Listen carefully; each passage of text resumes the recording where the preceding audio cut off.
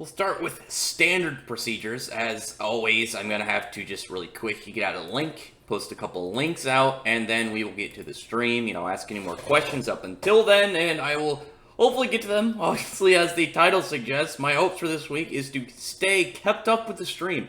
I don't know if I can do that. I always end up getting just, one comment that will just kind of send me off, and I just have to go on a rant over whatever the question is. But I'll do what I can this week in an attempt to stay on topic and at least up to somewhat of a pace. I don't know. I actually have been, just really quick while I'm getting stuff ready, I've actually been trying to look for a good background music to put into the videos, but obviously I have to either somehow create my own or, just find free music samples that I'd be able to put in the background that, I wouldn't get claimed by some company because I used 3 seconds of their video. It happens, and it's like, yeah, you're using their creation, but it's like they're using. I still don't think it's dumb that if you're using like 5 seconds for like a 2-hour stream or something, or I guess normally in my videos it'd be like a 12-minute video.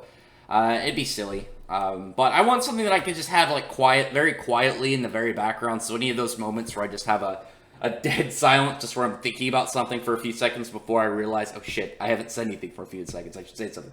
That you guys will at least have something to hear instead of, again, that awkward dead-ass silence. But until then, what do you guys think? Maybe I'll look up some stuff, maybe run a poll on the channel and you guys can vote, or, if I find something that just completely resonates with me, then I will super follow it. Oh, 1 second. Okay, let's get to the stream itself. I sent out links. I got ahead on that. I went really fast and was able to do it without losing my sense of chat. So really quick, as I get to the comments, I'd really appreciate if you guys would thumbs up the stream, befriend the like button, and if you haven't yet, and you're new to the channel, befriend the subscribe button. I do these streams every week. I'm still trying to think if I want to do a weekly or a second weekly stream. I'm thinking maybe on it's either going to be on like a Wednesday or a Friday, but I feel like just that schedule of, one solid stream a week at least is really good. Makes, gives it a lot of things to talk about, so it's not like, oh, maybe I don't know if this stream's going to go on as long as I want. I never want to do like too short of a stream, because then it's like, why didn't I just do a video? But let me get to stuff. Keep up the chat. Yeah, I'm going to try. Lilia Redemption. I don't think she needs to be redeemed. She hasn't done anything evil. Like, she's a bitch, but she hasn't done anything that makes her seem like she's a criminal or scum. She just comes off as just a little bit of a bully. Which, even though it's like, yeah, no one likes a bully. I mean, unless it's like a really good character that's just like an asshole to be an asshole. And it's like, yeah, I can get behind that character. Oh, God, get behind the asshole character. That's not what I was implying before you make the jokes. But I don't know. I think she's fine for right now. When will Eden Zero have a new... Will Eden Zero have a new space monster? We might get a couple soon. Like, it's not confirmed that this is the only one in this mine, because they said... I was talking to somebody about it, that the Black Rock isn't a creature. The Black Rock is the name of the mine, so there might be other creatures in here, and maybe that's their thing, is they have this black stone layering over them. I'm curious if we're going to get a explanation of why it's so dense, and maybe it's like, oh, it has a density of like blah blah blah, which is like half diamond or something. And then we could be like, oh, okay, yeah, that'd be pretty cool. That makes sense, get a little bit of explanation, or, we could just have it like, oh yeah, super durable character, that's fine, or I guess creature. But I really like this design. You can tell, I mentioned it in the Eden Zero review, if you go back and look at like Rave Master, Hiromashima, he had some cool monster designs. For the most part, there weren't that many, like, standout ones. It wasn't until he got really into Monster Hunter that his monster designs, like, really picked up. Like, look at his designs in Rave Master versus his, when he did his Monster Hunter short series and then, like, going to Fairy Tail. Like, early, like, Igneo was, like, a very plain-looking dragon, and then, you get into, like, Acnologia, Metal Arcana, Grandine. Like, all of them look crazy after that, and he just keeps giving all these really interesting designs. The Mio Galoon is still in Monster Hunter Oragi. I can't remember. I always think it's... Because I think it translates to storm, but I always just like saying it, but I never remember to pronounce it. So I'm pretty sure it's like Oragi or something, but that thing is really cool. That big, like, night sky dragon. That thing was fucking awesome. I love that. I think I've used it for a stream, actually. Rebecca, fighting style. I'm still wondering if she's just going to be upgraded straight into more like sharpshooting, or if she's going to develop a new skill that will kind of like complement her shooting skill that she already has. Like if her Eden Zero is just going to be like, yeah, she can home bullets into people, like lock onto targets, or she'll have something that's like, oh yeah, she can turn invisible for a few seconds. I think I think something like that would be a little bit more interesting for her, because Wise, even though he uses guns, but it's not his primary. His whole thing obviously is like, altering machines in real time, but obviously he's going to use guns a lot of the time, and there has to be a distinction between him and Rebecca that keeps them both having their own kind of thing to add into it. Because right now Rebecca, like, she doesn't have an ether gear. She's obviously the weakest of the group, but she already has like a lot of skill with a gun, and she just needs to get an ether gear, learn how to whatever her power is with it, and add that into her repertoire. She seems like she's capable. She definitely seems like somebody who'd be able to pick up on that pretty quickly. Probably like with that whole B-Cuber improv capabilities.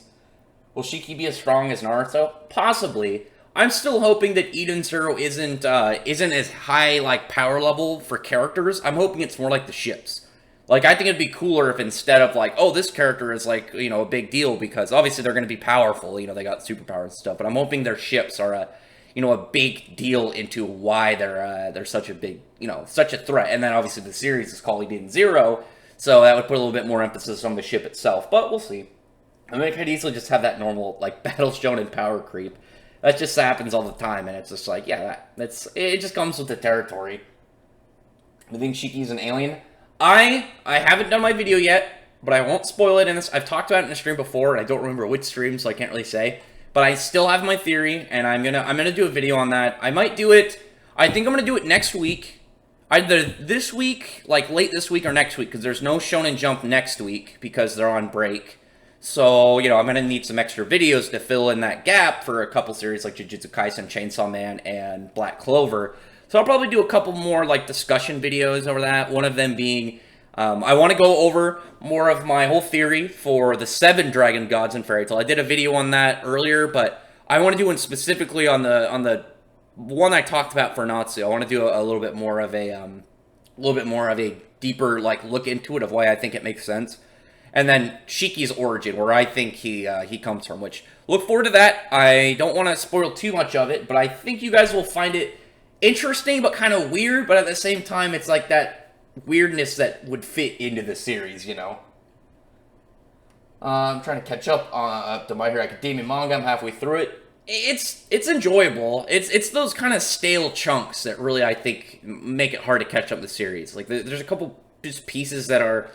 they give life to some of the characters, but they're so slow. Like, that second half of that skirmish fight that they had, the previous arc between the Class 1A and Class 1B. The first 2 rounds are really cool, because you had all these smaller characters who were, like, showing off all their new abilities, and every character that, was in there got a spotlight. But then in round 3, it was, like, Todoroki, and his crew just kind of, like, it took everything. Todoroki was just, like, this complete face in that, then Bakugo's team steamrolled, and then Deku's team steamrolled. And I was just like, I was much more interested in seeing the side characters, because it's not like it's such a problem right here now in My Hero Academia, because the series is still fairly young. People got to keep that in mind. Like, it's still like 240 chapters or whatever, but it's one of those series that it's probably going to go on for as long as they can get it to, still be successful. And so when you compare it to, like, even if it goes to, like, even if, like, say right now it's only halfway, you still look at, like, the potential moving forward. So, like, a lot of the characters, like, right now, I would be like, well, Deku he's the main character, so he gets a lot of screen time. Bakugo and Todoroki, they end up getting a lot too, but it's like some of the characters that I feel like were hyped up to get a lot of screen time, but didn't, like Edgebird, what's his name, Tokoyomi or whatever. He has that similar presence that I've mentioned, like with Elfman from Fairy Tail. It's like there are portions where if you read it, you think he's going to become relevant in the next arc. You think he's going to be like, oh, cool, he's going to be in the main cast and get a cool fight and get to do some stuff. And then he doesn't, and it's like, well, okay. Like, Elfman had that a lot, and he still has some parts, but for the most part, like, Alvarez, like, there was really no point to his character doing anything. He had an off-panel fight where it's just like, okay, whatever. But anyway, since Shiki's a Demon King, will be the strongest in the universe. Maybe. I think definitely he'll have the strongest ship, because I still, like I said, I still am hoping it's going to be more ship-based. I'm still hoping it's going to be more ship-based. And the thing with Shiki that I still am also hoping personally, I'm hoping his advancement isn't as powerhouse heavy, but much more of like his mobility heavy, because again, I've mentioned it many times when I talk about the contrast between Haru, Natsu, and Shiki, and unfortunate Aki will never, Aki's never going to get in this. I mean, I guess like if you have to count Aki because he's one of the seasonal named characters. Like you have Aki, who's fall, you have Haru, who's spring, Natsu summer, Toka, who is winter, and then you have Shiki, who's 4 seasons. And then like you look at the characters, Aki's he's martial arts. He's like a martial artist character. Haru is based around more of variety and like combination of his variety abilities. Natsu is a straight like brawler, like berserker style onslaught kind of fighter. Shiki is a mobility character, and Toka is much more hacks. She's much more of just having like a strange arsenal. And with Shiki, I'm hoping that, like, we talked about, like, what if he ever made black holes? I hope instead of black holes, it's more like wormholes, so he could do portals. Because then, like, that would add to, like, a whole thing of, what is his ether gear full body form? He has those wings on his head, like, kind of like similar to, like, a pixie. Maybe he could be like a trickster, which we've already seen him being kind of nefarious in other chapters, you know, being a little bit of a prankster in a way, not taking certain scenes seriously, what he probably should, and just kind of like goofing out a bit. I think that'd be really cool if that was like his big thing, is like he's in fights and he's just constantly like goofing on his opponent, constantly messing with them, not taking them too seriously in like in a fight. And just kind of like being, like I said, a trickster style character. I think that would be really nice. I want that. I think it would add, again, also a different layer to him than any of the other Hiroshima main characters. You can make more playlists of the chapter reviews. I need to. That's one of the things I really need to do, that I constantly tell myself, but I never get to. I'll probably look through some of them today, because I have a bunch of them set up. I just haven't gone through the videos and been like, okay, Black Clover chapter, Fairy Tail chapter, Jujutsu Kaisen chapter. That I need to do. I've just been lazy about that. There's every time I start doing something, I get to like, all right, I'm gonna take a break, and then I find something else, and then I'm like, oh shit, I gotta do this too, and then I get distracted with that, and then it's a cycle until it's like, well, I have to go to bed, I gotta go to work in the morning. That happens to me a lot. Like that's a horrible trait I think I have, where I constantly like have poor management for small things. Like every time like I try and do a chore, I end up getting distracted with another chore.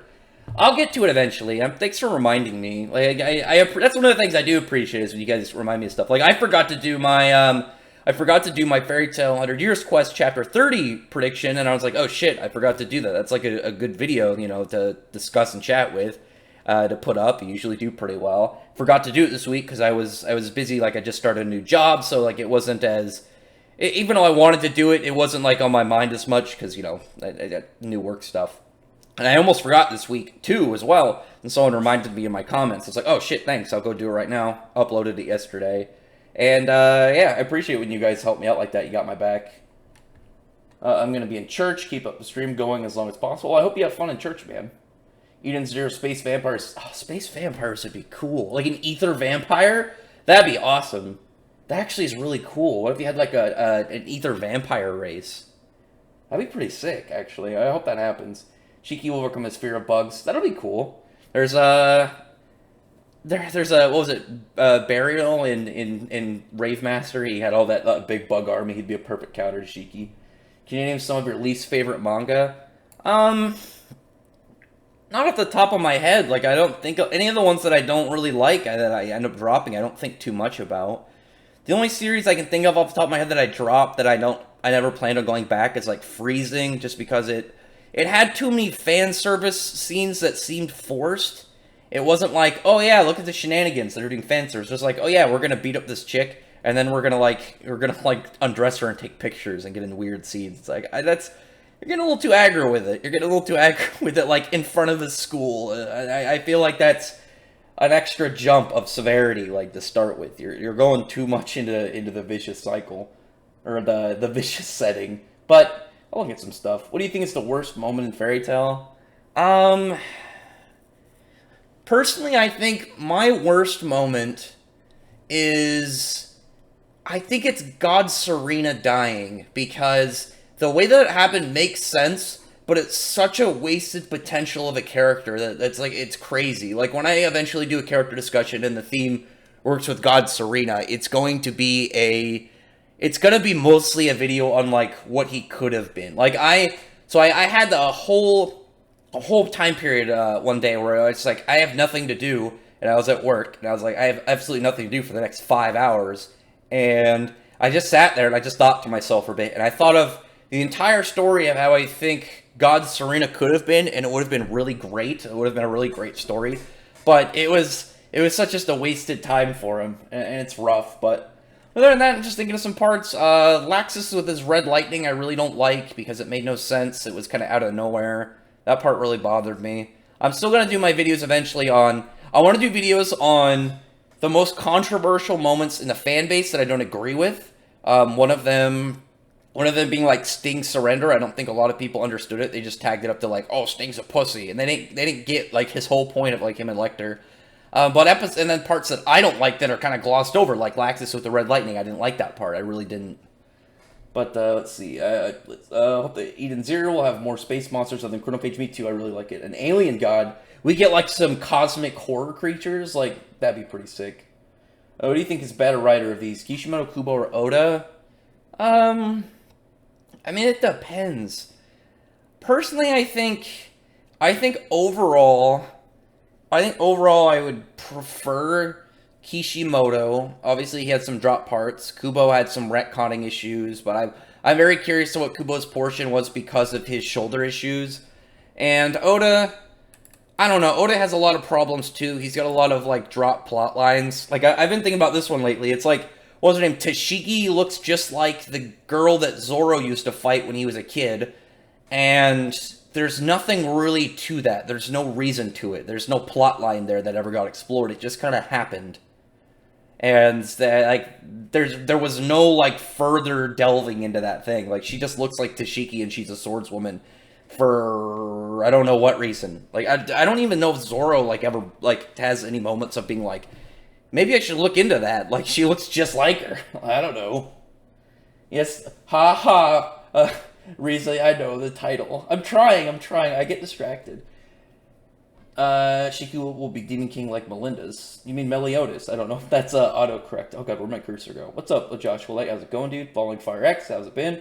I'm actually here today, sort of crazy. Always seem like I missed the streams. Well, that's because I just changed the schedule because a work schedule changed, so I had to do it earlier in the day, which seems to be working out. You guys seem to be able to catch a good time. Do you think Demon King dies and Eden Zero, and another's reborn? No, I have my theory. It's going to be my whole theory of where I think Shiki comes from in his whole relation to Mother. I will go over that probably within the next week. I would say within the next week or so. Because obviously, like I said, Shonen Jump is going to be on break next week, so I'm going to need to, make a couple extra discussion and theory videos to fill in the gaps for some of the series that I do. And I think now would be a good time, because I haven't done an Eden Zero theory video in forever. I think you guys will like it. I think it's really interesting. It's because it's strange, but it's believable in the setting of the story. I'm not saying it's aliens, but it was aliens. It could have been aliens. Interesting fact, theoretically speaking, if Magic and Black Clover was based on science, Julius would be able to manipulate pretty much everything. Thomas died to space and gravity. There's definitely limitations to his magic. Like, obviously, like, whenever you have, like, a crazy magic power, there's something about it that it can't do. Like, obviously, there's a difference, because Julius is super OP. I don't think he'd be able to, like, age concepts, maybe. There's still stuff that we would have to look at, but Julius is still pretty broken, yeah. Magic October doesn't work that way. I suppose we won't be seeing anytime soon. Oh, he's going to be super nerfed now. We'll probably get more explanations as we see Julius grow back up, which would be really cool. Hold on, lost my place a little bit. Let me approve this comment. Yeah, okay, cool. I'm not that far. I remember when Spider showed up. He's here. It'd be cool if Billy was an alien. Maybe that's why she gets robot legs. I don't know. Oh, we need plus size elf chapter reviews. I don't know about that. Yeah, what's up, dude? Rex is here. Rex, the ranter. Sometimes a ranter side character. What if Shiki uses gravity to I'm hoping you meant ripple space and time, not nipple space and time. What's up, Sheridan Kane? How's it going? Wendy versus Laxus. I still think that's gonna happen. It's the one that you wouldn't expect. Just look at the fights. You have a good rematch of a character who had his win stolen from him back in the arc that they fought between Gray and Bixlow, but also now he's also got Freed and Evergreen in the fight too. You have Lucy, who's fighting somebody that she looked up to in Fairy Tail even before joining, who she's not confident she could beat. So that's a fight where it's like she's gonna have to prove her capabilities. You have Natsu versus Gadget, which is a really sick, nostalgic rematch. And Urza versus Jalal is going to be a very emotion-based fight. What's left? Who's Wendy going to fight? You have the most unpredictable one. You have the most intimidating Dragon Slayer against the least intimidating one. And I'm hoping that fight, the ones that I'm most hoping that will end up like the solid. Like obviously, I want Godzilla and Natsu to be a really good fight because that was like the first big fight in the series that just became like big hype ship materials, not ship, hype train material. Yeah, ship material. Natsu and Gadget, they fought, so they should fuck. No, it's Lucy because a lot of people like ignore her development, they ignore how powerful she's become, like all the things she's done, and just like she gets looted a lot, she gets fan service, but I'd rather her get fan service than have the good story and character that she has than be like an irrelevant background character like so many other female leads in shonen. But and then Wendy, who people just associate her with being a loli. Like I got salty in some of my comments because people would be like, "Oh, there's no way that Wendy's gonna beat Laxus. Your predictions are horrible." And I'm just like, Wendy took the same attacks that Gajeel, Natsu, Laxus, all of them took in the fight with Acnologia. And she kept fighting. Like, she's pretty powerful. People ignore that. They only look at her and think that she's a loli and ignore, like, all the things she's accomplished. I mean, like, right now, she should be about 14, 15, and she was able to partially keep up with Eileen, and she's only been really, like, doing combat stuff for a few years. Like, she's extremely powerful a character. People are ridiculous in underselling her. What moment are you most excited for to see anime in Black Clover on the Elf Demon arc? Any of those scenes with Austin, side by side. I love those dynamic scenes just because I really like that. I really like their rivalry one, but I really like that their power-ups are the opposite ends. Like you have Asta's like dark, demonic looking, and you have Yuno's like bright, like nature spirit. One's not, or I keep saying almost Natsu, but Asta's is on his left side. Yuno's is on his right, or no. Asta's is on his right side, Yuno's on his left side because Asta's right-handed and Yuno's left-handed. I just think that's a really cool, and the way that you get some of those contrasting moments. I really enjoy just the visual layout of it, and it really just kind of hammers in the rivalry because I think they have the coolest rivalry in all these new generation shonens. I know a lot of people like, oh, Bakugo and Deku. I like them individually. I'm not a huge fan of their rivalry itself, but I just really like Austin. They complement each other really well, and I love those scenes. Any scene with Zora, I want to see. Like that scene where him and Austin like plan to save Marileona. I love that scene. I can't wait to see it animated. It's gonna be wonderful. I'm watching New My Academia movie. Yeah, I'm gonna watch it.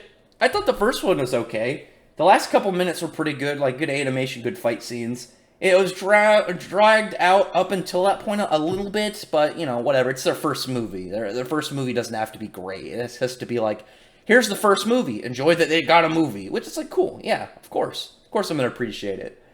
The only thing that I had to complain about that movie is the girl. The tech girl. Because that's the second romantic interest character given to Deku. That's whole thing is like, I do quirks, gear. And it's like, I can make this, and we'll make it better to use your ability. And it's like, sweet, that's a useful character. That's going to be really awesome. She's going to be really helpful. And then it's like, no, we don't plan on using her again. And it's like, that's such a waste. Why? She could have been so useful and so important. And it's annoying because I think that both of those tech girls should have been the female lead over Aravity. I think they have so much more potential. But I also, it's part of my whole, like, idea of how I wish that Deku went superhero-wise. But again, that's just my opinion, whatever. That's not important. That's personal. Obviously, what Horikoshi did works, and he's got, like, a really successful series, and people are enjoying it. But, when you give a fan interpretation, you're entitled to your own opinions, whatever. But I do say, like, those two characters seem kind of wasted because they're so useful and they could benefit Deku so easily. And it'd be like, yeah, while you're learning to control your powers more, we got you. We can give you this gear that will, be kind of like training wheels for your 100% and stuff. But the Orikoshi's not using them, and it's just like, why? Pull them back. Use at least one of them. You got two of them. Uses One Piece rap as an intro. F no, I'm not fucking doing that. Could a little work for using the 5 seconds of the 2 hours did. I'm gonna get there eventually. Julius Asta dies. Plot armor. My joke to you.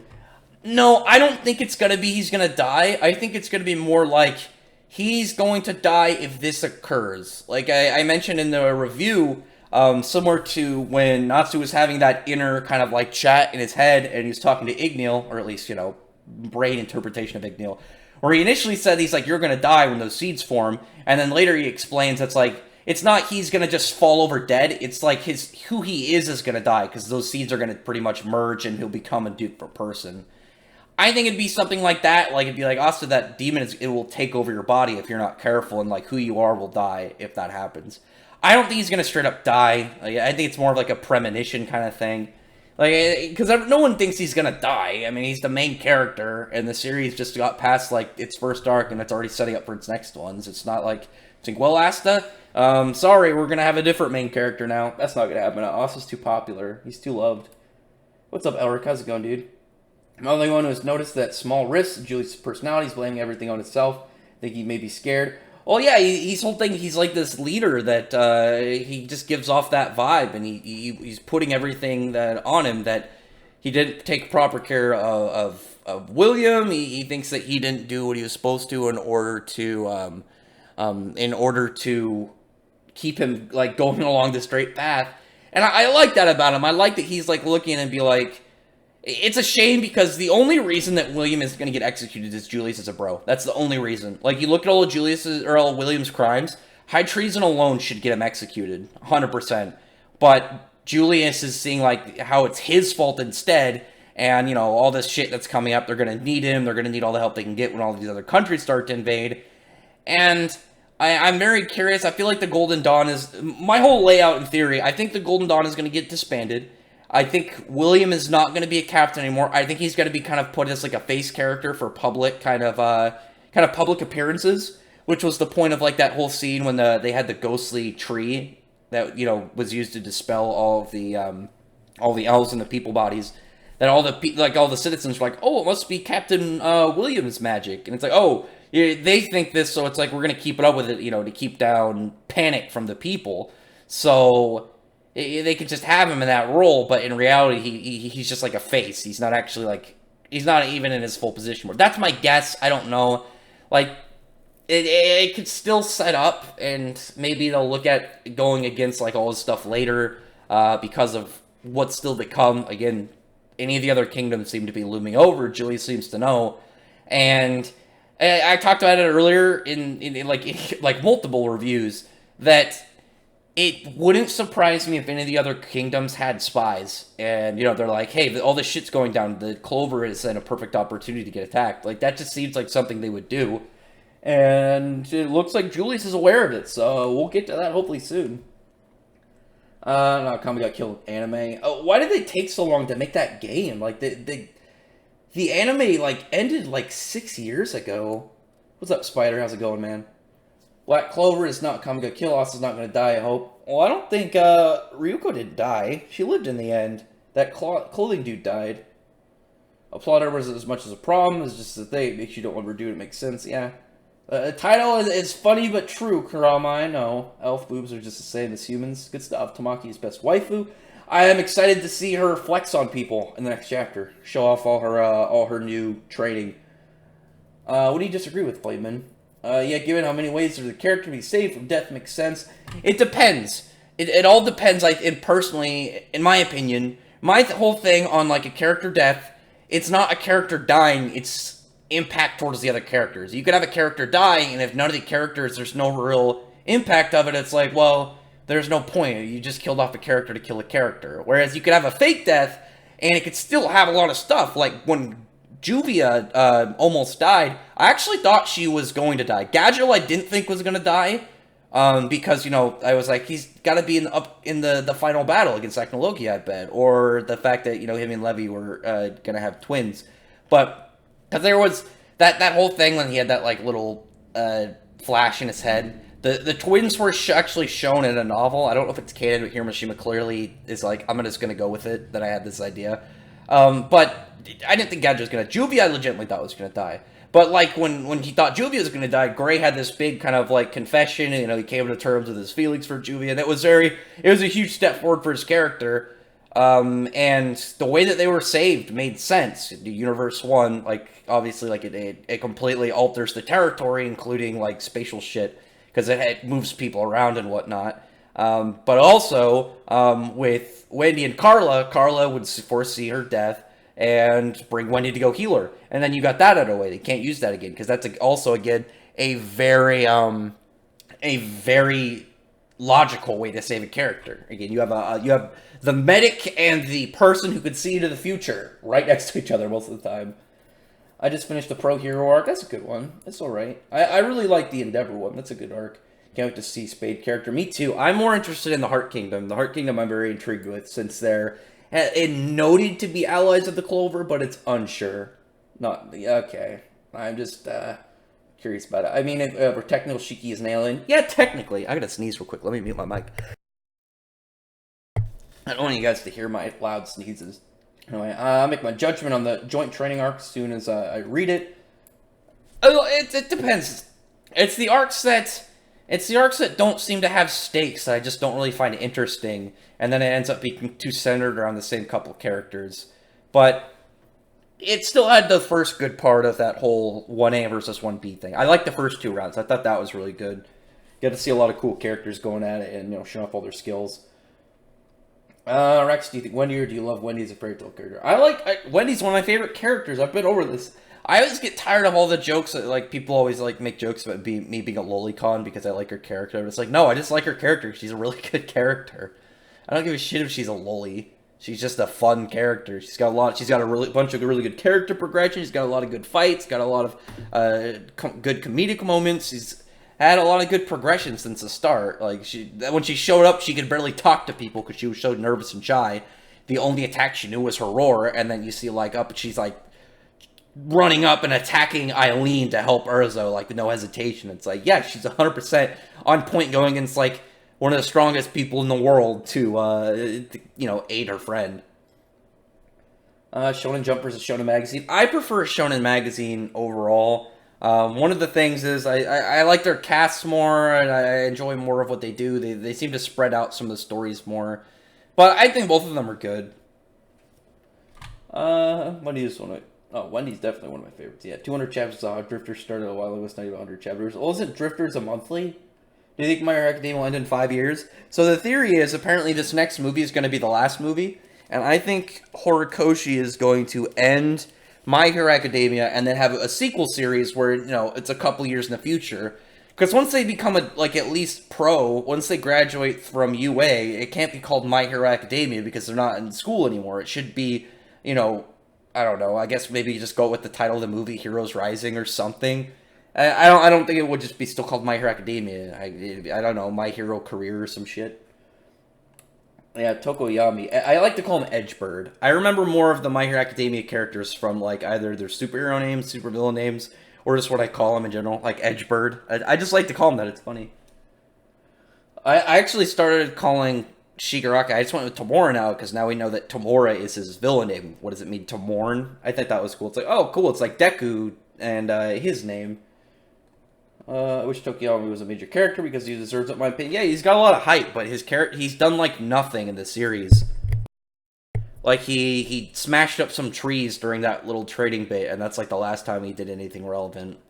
And he was hyped up to be, like, he was pretty much like their Hulk, and, he was this really powerful kind of, like, double-edged wild card, and they just don't really do about it, but, whatever. He's one of those characters, again, he's like Elfman. It's like, I wish he was relevant, but he doesn't need to be for the story, but it's a shame he isn't, so, a little shaky. The one in Class A1B was fun in the beginning, just went on for too long. It's not that it went on for too long, it just got boring.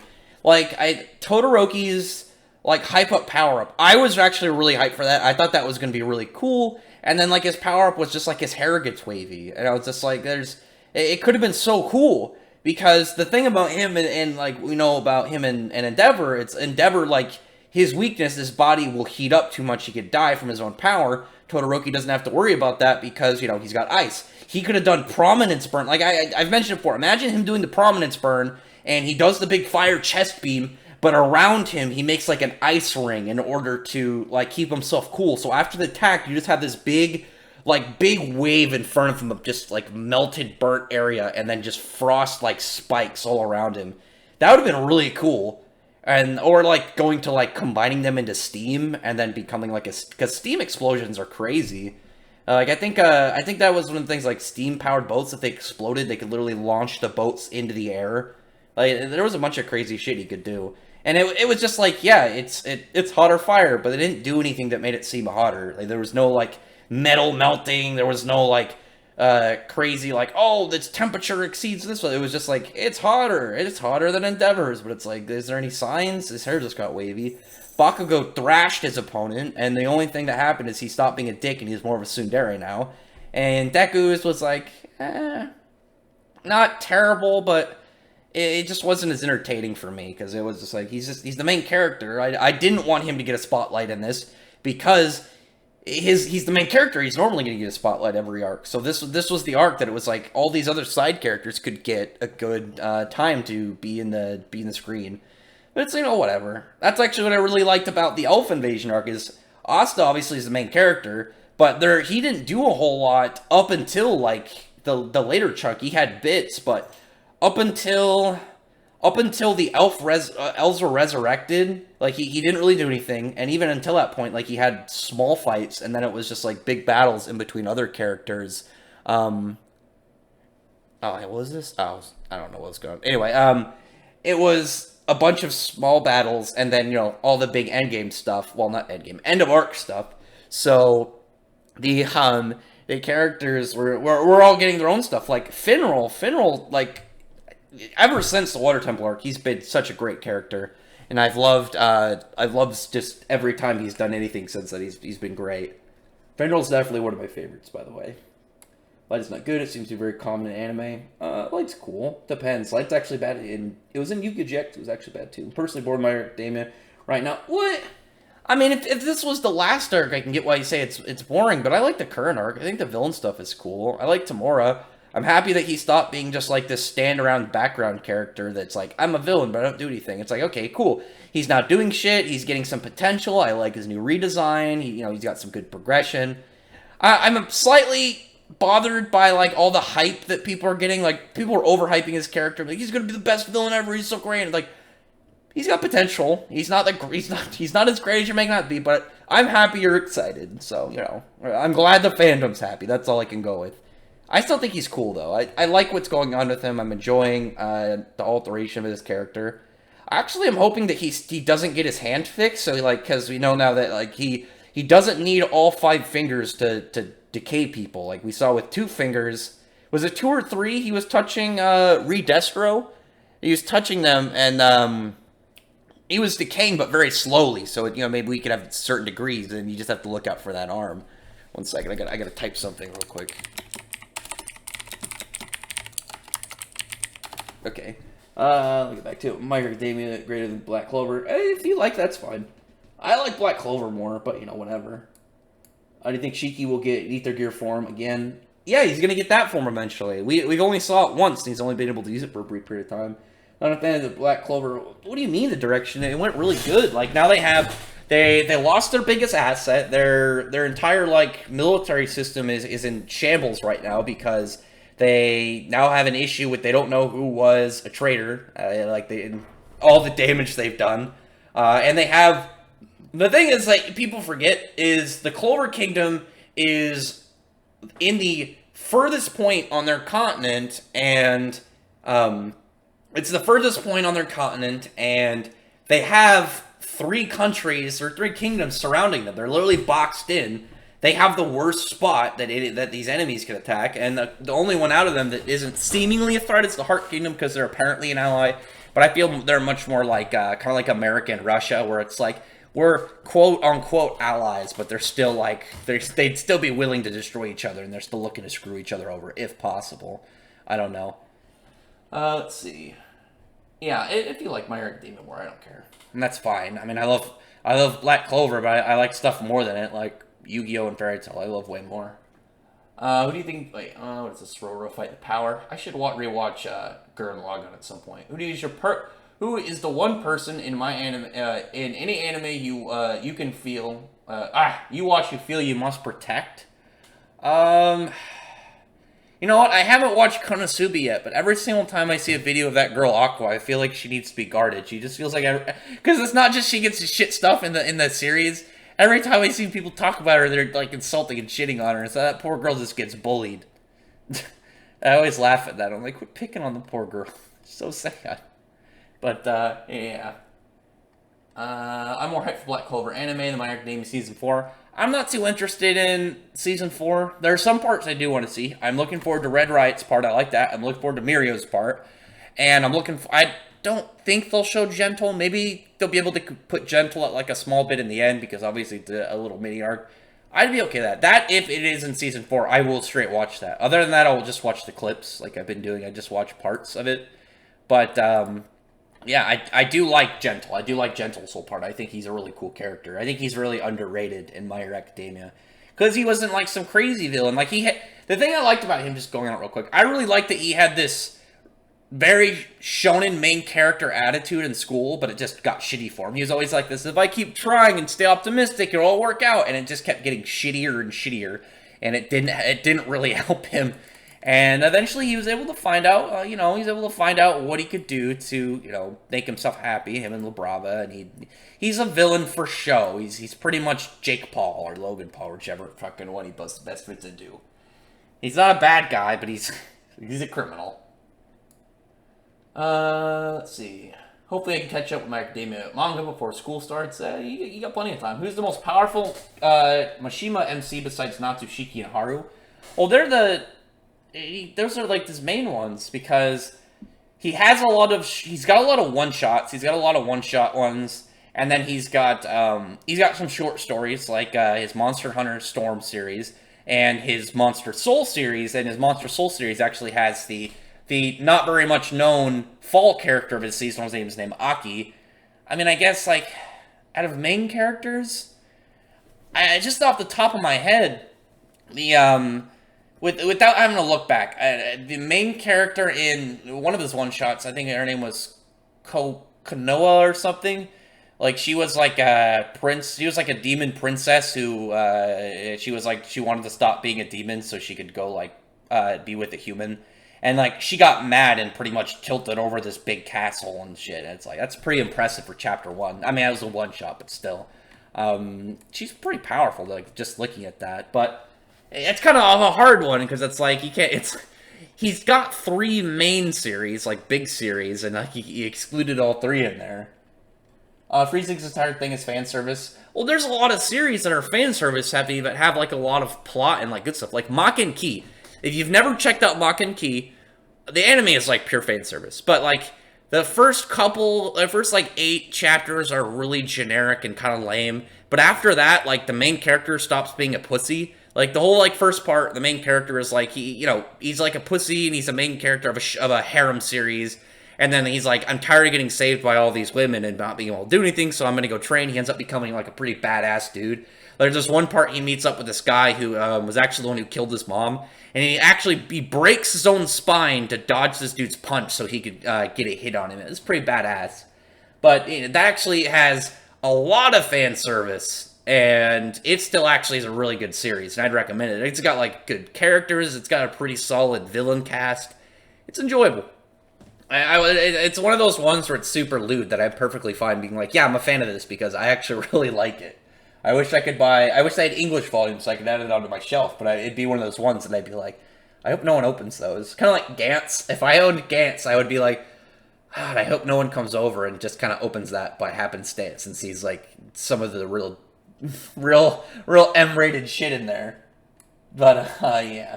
Bugs are really cool. I love bugs. I absolutely love them. I actually was out. So this is just me telling a little story right now. I was because at my new job, I'm still at training. Cause I've only been working there for like 2.5 weeks, and then I was out like just doing stuff. They're still showing me some of the ropes and shit. And it was just a sunny day, and I was like standing by this door because I was waiting for this dude that was helping me that was also part of the job, and didn't know that this door locked as soon as it was shut. So I went outside and then it locked, and I was like, God damn it, I guess I'll wait for him to come over. And I was like, for 5 minutes, I was just standing around. And I noticed there was this spider on the wall, and it was a jumping spider. It was like the size of a freaking nickel. And jumping spiders actually hunt other spiders. And I went up to it, and it crawled into like this little fold between like part of the wall. And I picked up like a piece of grass, and I kind of just like brushed it against like the opening, and it came out and just looked at me, and it like waved its hands and then went back away, and I did it again. As because they look for like vibrations and shit, like small little agitations for prey. It was so cute. Jumping spiders are super cute. I wish that I had my phone on me so I could have taken a picture. You guys would have loved it. That sounds like a Cold Ice manga. Yeah, Freezing. Probably the monthly series. Which one? Monthly series. Which one do you mean? I don't know. If it's out of because you said besides, if it's including his main characters in total, Natsu is the strongest by a lot. I mean, Haru and Natsu are comparable. I'd say like maybe like early Alvarez, but like Natsu's big jump and like some of the gap that the Spriggan gave him were pretty big. And now like what he could be capable of when he becomes Dragon God level is beyond Wraith Master. Let's see. My worst moment was Makarov's revival. The thing with Makarov's revival, let me just get this really quick, is I didn't like that he came back. I didn't like that he came back because he's 90 and he has health problems already. So it was just like, you brought him back and he's already like sick, and you should have just left him dead. I was okay with it happening story-wise because I understood Hiromishima's reasoning, because he doesn't like bringing characters back that are officially dead. He brings it up in one of the volumes. He likes to do vague and implied deaths because it's like, maybe they're dead, maybe they aren't. I can decide later. Kind of like Ikaruga's death, what we saw. We never saw her or any of the members of Trinity Raven when they left, when we got out of the Tower of Heaven arc. We know what happens at Death's Head Caucus. It was a complete question mark. And then later we found out when Nineheart used his Historia, brought back Ikaruga, found out, oh no, she's dead. She's just straight dead. So, as long as a death isn't straight up, then it's like, yeah, I can do that. I can bring him back. Makarov, he didn't like doing it, but I understood his reasoning. He said, like, you have two characters who are immortals cheating a god of life and death, and pretty much voiding and like thinning that line in between the afterlife and now. It's like, you'd have to do something weird like that, which it's like, okay, fine, but if there's something in the future that is a plot point coming to that, like say like Makarov starts having visions, and maybe because he was dead and came back, he's able to like get little glimpses and like be like, Ankh Saram is coming, like he's pissed off or something like that relates to the plot somehow, or at least a plot, and I'll be okay with it. If it's just like he came back just to be an eternal old guy within the guild, it's like, goddamn, that's cruel as hell. It wasn't as bad as people make it up. I think the red lightning from Laxus, I think, was way worse, because it came out of nowhere. It came out of nowhere, and it wasn't there. There were so many things he could have done, but it was red lightning. That wasn't just red lightning. It was made of mercury fulminate, which exists because Hiromishima is a big Breaking Bad fan. If you go back and look at the when they're in Caracol Island, the guy running the gelato stand is actually a reference to Walter White, and then mercury fulminate was what he created, made what looked like meth to go fool Tuco in season 1. So it was like, yeah, you have this explosive lightning, pretty much chemically enhanced explosive lightning, where it's like, wow, that sounds really cool, but it's like, that doesn't make sense to Laxus's like entire build. You could have somehow made like fairy law lightning, and it would have made more sense, or something like that. Maybe Laxus has learned godslaying from Orga and became a lightning godslayer or something. There was a lot of things he could have done, or just done the classic. He had a 100% available classic way you defeat a character that absorbs power, is you just overload them and you blow them up by, putting more power in them than they can handle. That's like a super, super classic thing to do, but it's one that makes sense, you know? But, yeah. I didn't like that part.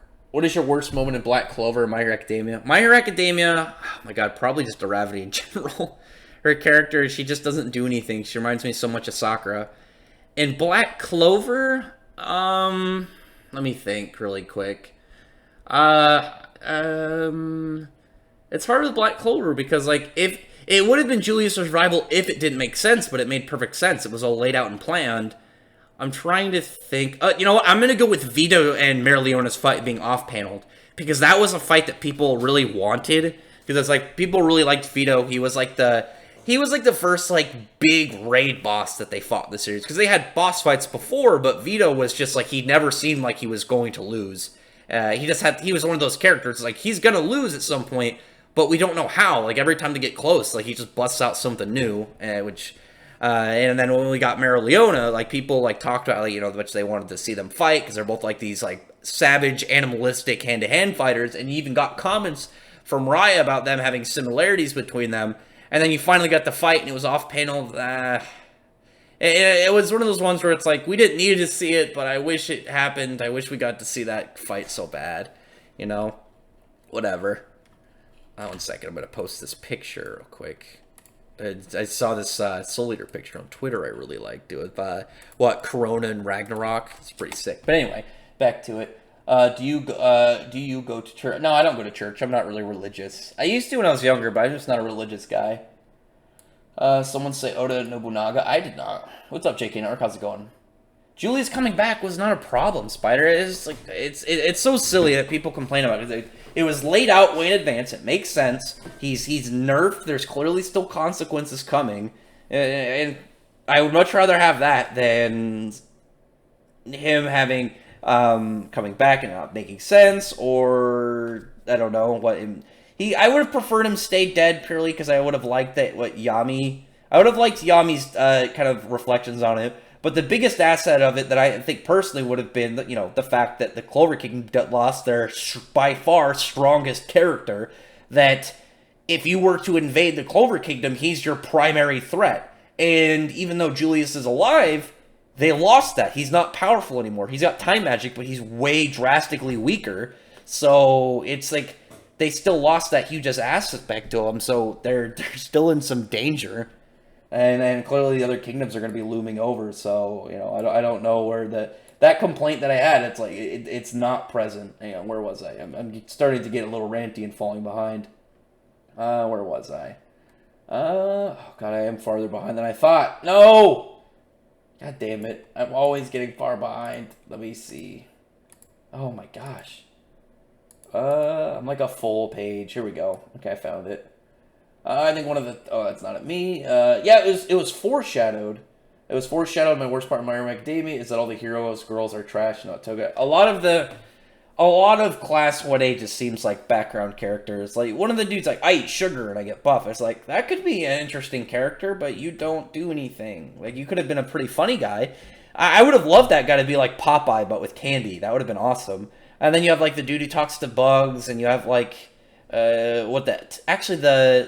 tail guy is actually pretty useful. He's like a really good martial arts like fighter, but a lot of them don't get utilized at all. They just kind of are there, and they end up just being cheerleaders for the main people in the class. And it's unfortunate, because like a lot of them are pretty interesting. I got a question. Oh, it's a Jake Nori your mind. Oh, Yuki gives me life. I know Yuki. Is that that one new series in Shonen Jump? The girl main character? Remember that Sheridan Kane told you she did crit? Oh yeah, he's upset with you. He remembers what you said last week about Tokyo Ghoul. Oh, Salem, what's up, dude? Or actually think the Diamond Kingdom or Spade Kingdom will get wrecked if Patriot Riot, you know, find out, but the Clover Kingdom fight them. No, they have. The thing is, we don't know is the thing about we don't know anything about the Spade Kingdom. We don't know anything about their capabilities, but they're more than likely the most powerful of the enemy kingdoms. But the Diamond Kingdom, they have all this experimental shit that we have to keep in mind is going to be a threat. Like, just because they don't have, you know, we got these elf characters now, it doesn't mean that they're just going to steamroll all these guys who have complicated, like, pulling over magic. Like, Mars was strong, but, like, Mars alone was dangerous because they were able to, he had good offense, and then he had high defense mineral magic, and then he had high levels of support magic. He'd be able to Phoenix robe himself and heal himself and, give himself stamina back. I'm not saying about Julius, but the whole revival thing kind of undermined his sacrifice. Well, the thing is his sacrifice still helped Yami. He still got, like, good character moments for Yami and Asta, and he's still at a point where the Clover Kingdom doesn't have this big piece to defend or attack other countries if they needed to. And I think that's the biggest thing of whether he died or not, like he came back. The key thing about his character is not being able to really be that big pillar of strength that they have. Because again, if you were like, oh, we want to attack the Clover Kingdom, what do we need to keep in mind? Julius, because Julius is a very powerful mage, but also he has time magic. And whether he's dead or, as he is now, nerfed to hell, it's like you don't have to worry about that. They still have characters that can compete with captains, so that's all you have to get up to. You have to just deal with captain level characters. We know there's a huge gap between captain, where captains start, and where wizard kings are. Like there's a huge jump in between those two tier intervals in Black Clover. So, and obviously they have the elves, but unless we don't know if they can just pop on their elf form if they're in their human self. Like Raya is strong, but the gap between elf Raya and human Raya I think is the biggest, just because of that being able to use two magic types at once made him really broken. Let's see how good it's stuff not at me, so I can skip it. You wrote a 12-page letter when the series went through the issues and explained that despite falls, he's never stopped loving the series. Tokyo Ghoul. He had a lot of stress going on. Here's my wife when I get her punishment finished. Good for you. Just hope it doesn't get too kinky. Unless that's what you're into. I don't know. So yeah, Kane's. Oh, that's not at me. My username was Kane in Manga Haven. Oh yeah, I didn't know you had a Manga Haven account. There's been rumors about an Ultimate Ninja Storm style Bleach game. Dude, I would love that. I love Bleach. I don't care what anyone says. Don't underestimate Wendy. 100% never underestimate Wendy. Eden Zero, new powers. I did see a little bit in the spoilers that Shiki was mentioning something about like a new technique or thing he was going to do. Like he's like, it's some like ability or technique that he knows of, but he has to have time to either like charge it or get it ready. I'm intrigued on that. I would like to see, like, I want to get to, like I said, to the point where, like, Shiki can't steamroll people, because that's what he's been up to now, but we're now getting to characters who are at his level, because we don't know, like, the general kind of area. Like, we knew in Fairy Tail, even after, like, in the first part, Natsu was, like, higher, he was, like, a good degree foot soldier character. He wasn't a guild ace, he wasn't S-class at that point early in the series, but he was still pretty powerful, and we know now he's absurdly strong. He's the high Spriggan level for sure in base without even having Dragon Force. Just really quick, let me shill really quick. If you guys want to thumbs up the video, I'd appreciate it. Thumbs up the stream, like and share with any of your friends that want to come talk. And I would gladly appreciate, but not demand, any donations you guys want to give. You want to throw me $1, I appreciate it. It's all going towards that Natsu figure that I want so bad. It's expensive. I'm saving up. I'm hoping to get it sometime this year. I'm hoping to get it sometime at the end of this year to put on my case. And I'm actually going to do an unboxing video when I get that. And there's another figure I haven't seen the price for that I'm going to get. They just showed it recently. It's Blackluster Soldier from Yu-Gi-Oh! I want that so bad. It looks amazing. I love Blackluster Soldier. It's definitely one of my favorite cards. And it just looks great. Or Chaos Soldier if you go by the Japanese name. I just like the term Blackluster, like a black shine. But Chaos makes more sense because, I guess, Blackluster, because it's in the anime, you use light and dark to form it when in the ritual. But, either Black Light or Chaos, either way, it's still really fucking cool. I think he still has Chaos Blade as his attack in the anime, too. I don't wonder why they switched it from Chaos Soldier. Maybe just thought the name was better. I don't know. I can skip over this because some of this isn't directed at me. Finral is your husbando. I love Finral. Finral's, again, 100% one of... He's definitely one of the better characters. And I think this is really cool because he started out as one of those just kind of like characters you just kind of be like, it's not too big into him. He's kind of funny, he's got useful powers. But since the Water Temple, he's been only on the up. He's had a lot of really good character parts. If you were a Dragon Slayer, what element? Yeah, fire, 100%. Fire has been my favorite element since as long as I can remember. As long as I can remember, fire has always been my favorite element. So that was one of the things that initially got me interested in Fairy Tail, is the main character, the fire element. And he's a brawler. Natsu actually has a lot of traits of the main character that I would want if I ever did a series. It'd be a little bit troublesome because I feel like a lot of people would know that, I'm a big fan of Fairy Tail, so they'd probably say, like, I just copied Natsu and made him my main character.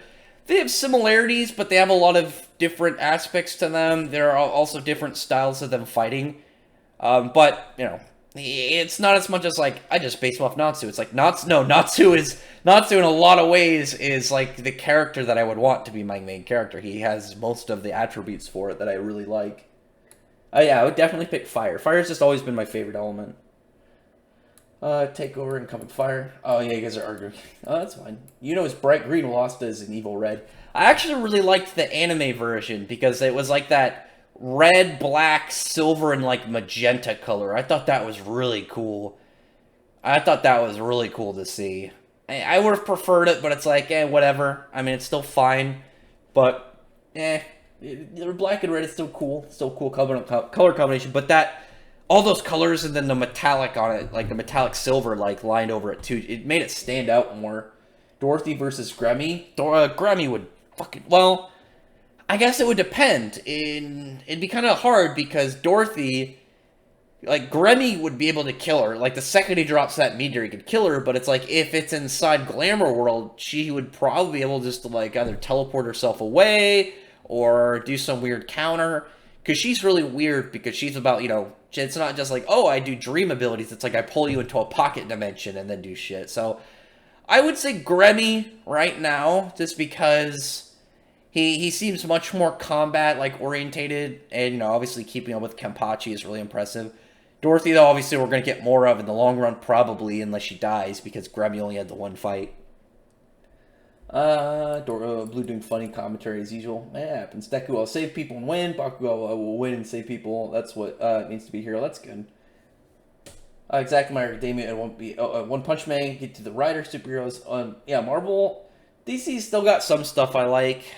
It's getting rough because next time I go to the comic book store, I think I'm gonna scratch off a couple titles. There's some stuff I still really like. Power Rangers. I want to get caught up with Justice League. I still love Batman Beyond. I'm probably gonna still read Red Hood. I just gotta get caught up with them. I've been really lazy about it for a couple months, but still some stuff I'm interested in. I'm gonna drop a couple of the other series, but whatever. Tale of Black Clover. Whatever. It's still good. So much fun. Asta will die, and why would Julius lie? I don't think it's that he's gonna die. I think it's more of like Asta will die in this scenario. Like, it was just it was the wording of it leading off a chapter, I think.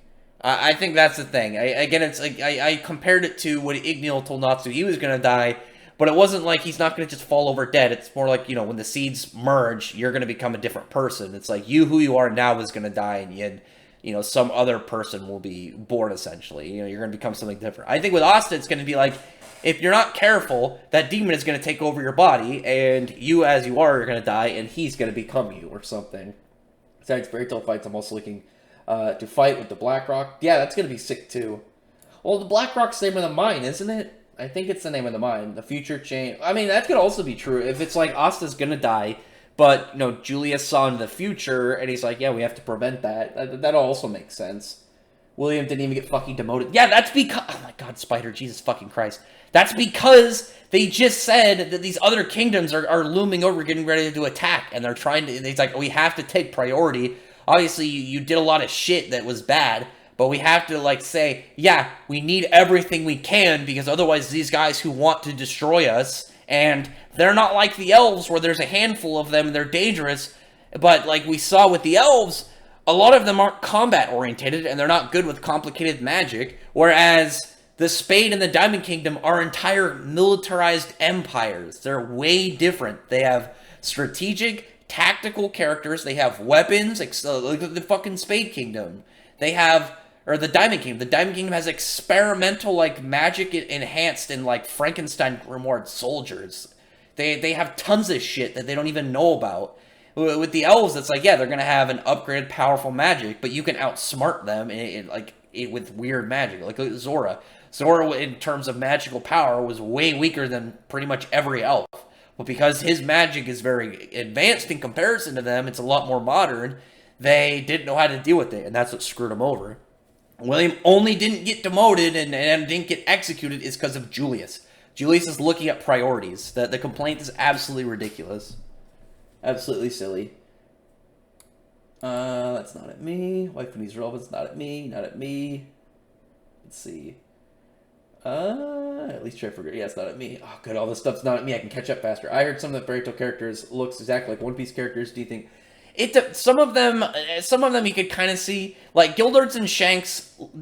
You can see a little bit of similarities in the manga. It's really the anime. They look a lot closer in the anime, but like Shanks didn't look the way that he's used to compare them until the war, until Marineford. Whereas Gildarts always looked that way. Like Shanks looked way different prior. I'm trying to think of the ones at the top of my head. One of the ones for Frankie and Racer is that they have a mohawk, which it's like what?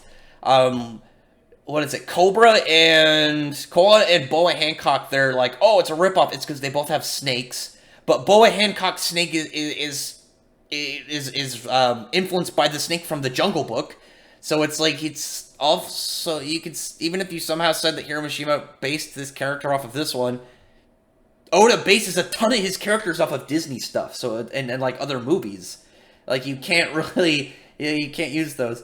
There's a couple scenes. One of them, I think, is from like a filler episode of One Piece and a extra chapter of Fairy Tail, but I think it's a Japanese thing. It's like a rainbow Sakura tree.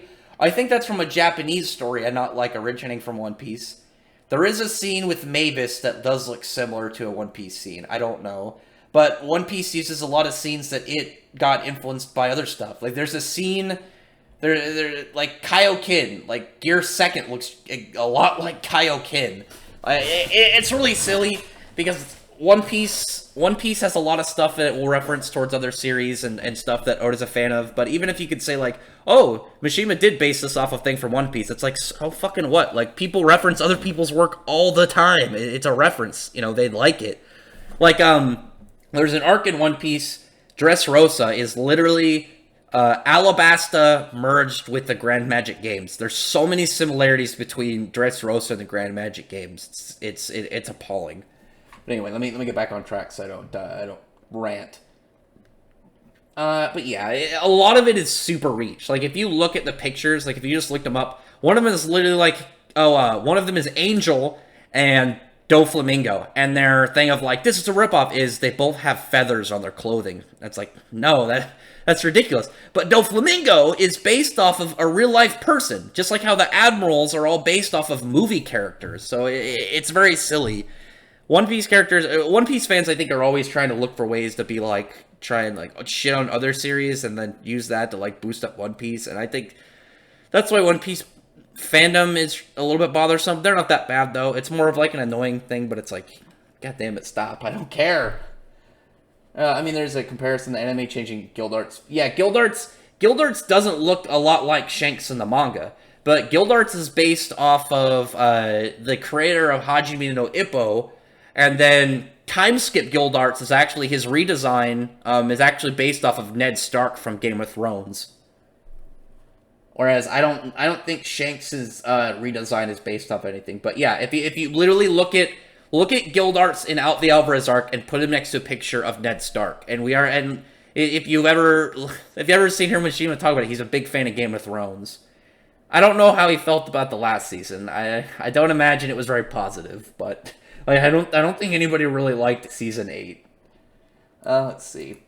JoJo, good anime everyone talks about. I never liked it. It's got a lot of memes. It's got some good characters, and I haven't watched anything past part 3. I really liked part 2, but it's got that good legacy feel that I think is cool. It's got a lot of memes, got a lot of good comedy, got a lot of character designs. So I'd check it out, see if it fits your style. JoJo for me, it's like it's good, but I'm not hyped about it like a lot of other people. It's one of those series I'd be like, I could watch it, but I'm not like stoked every time I see like something about JoJo. It'd be like anytime I see something JoJo, I'm just like, all right, what's the meme? Is it gonna be this one? Is it gonna make me laugh? Which it usually does. I would not say JoJo is God. Get out of here. Yu-Gi-Oh's a better legacy series. Get out of here.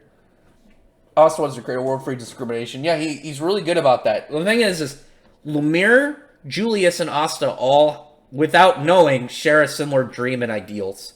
Like, you have the first Wizard King, the latest Wizard King, and a future Wizard King all having that, like, want for peace between everyone, wants to just create a happy world where, all these people can enjoy their magic and live peacefully amongst each other, which is very nice. I like that aspect about him.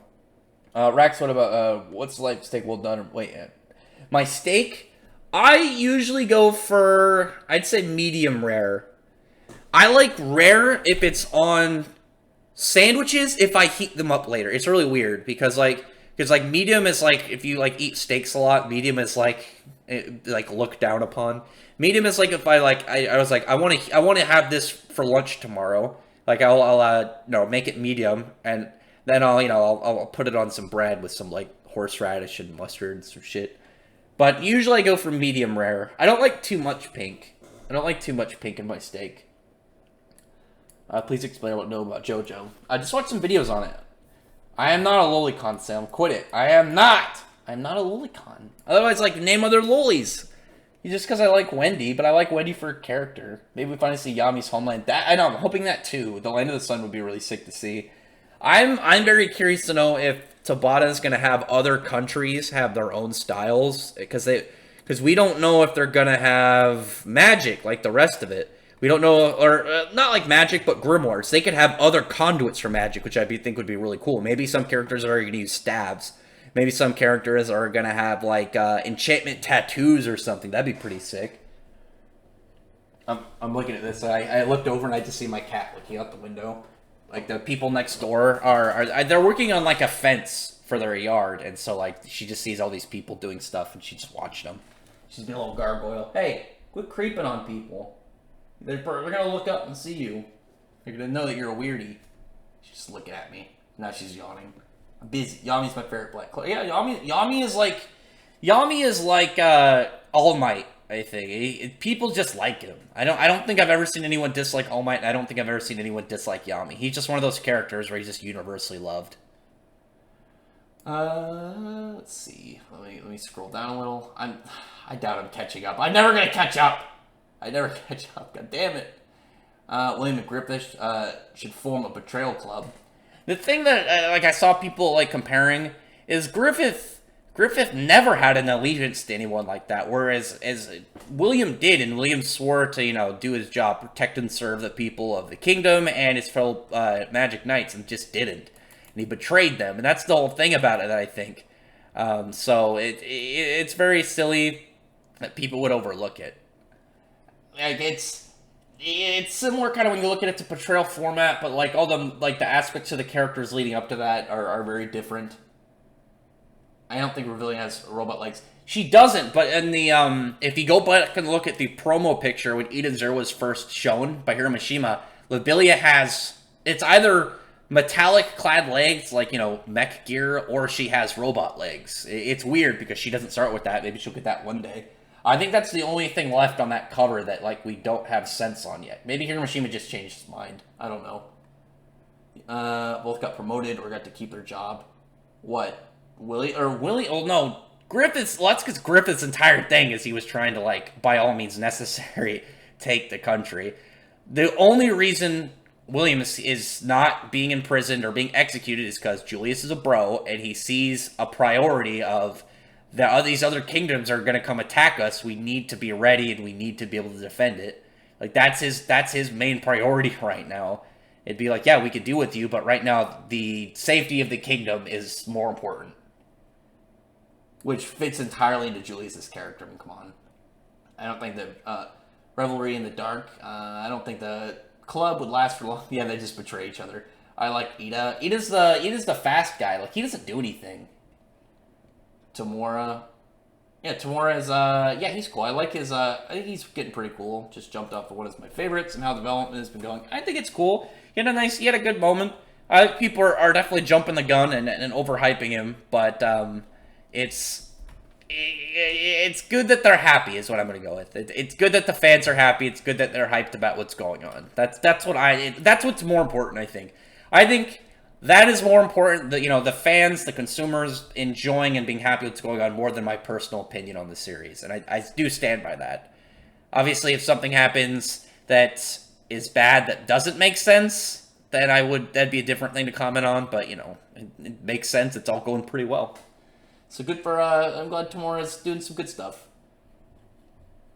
Yeah, he's the man-child turned terrifying. I'm waiting for because I think Akutami and Horikoshi are friends. I'd like a spinoff of Mahito and Tamura just going around touching people.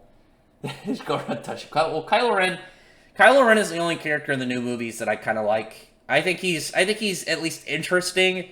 He's not like super hype character, but he's somebody that I can look at and be like, I can watch scenes with him. I can't watch Rey. I hate Rey. I don't think I like any of the other new characters. I like Kylo Ren, but he's like at the border where it's like I like him. It's just kind of like he's all right.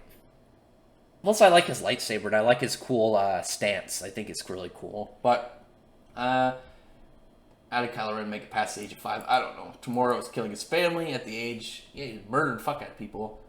Endeavor has a great attack names. I think they're pretty cool. Opium Zero gets its own art style soon. No, I like I like this art style. I like that this is like Hiromashima's just this honed art style. I think it's really good. I think he should stay with this and just kind of being able to be as flexible with it as possible. Because now it's like he's just into like super changing up their outfits in between arcs and shit. Like, let's just get wild and see what works. Kylo Ren's alright, Spider. He's not great. If you put him on a list of like, even just like Sith characters, he's gonna be near the bottom. But he's not. He's the best character in the new movies, which isn't hard, but it's still a fact. I gotta someone rebel against Kylo Ren and murder him. Yeah, probably. I wonder if Dobby has showed his brother. My guess is clone. Clone is what I've been going with, because I don't think My Hero Academia has a clone character yet. At least not that I'm aware of. And they have weird human experiments with the Nomu. I don't know. I just think it'd be cool to have him be like an Endeavor clone. Because it'd be like, well, what do we want to use to stop All Might? Okay, let's, who's the number 2 hero? What if we turned this guy but made him evil? Oh, bam, a clone.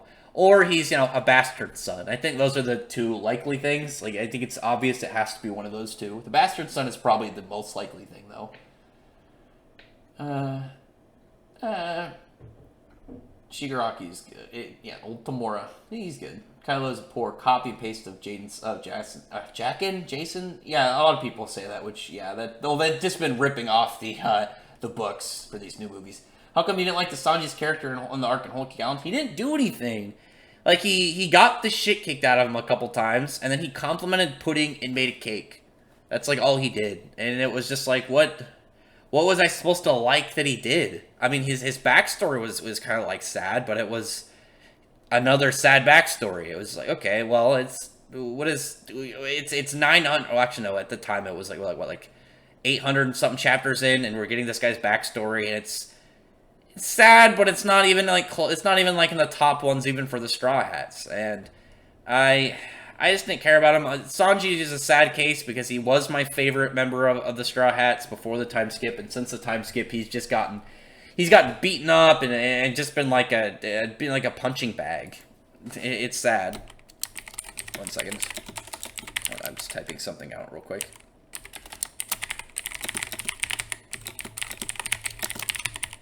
Oh, just give me a moment.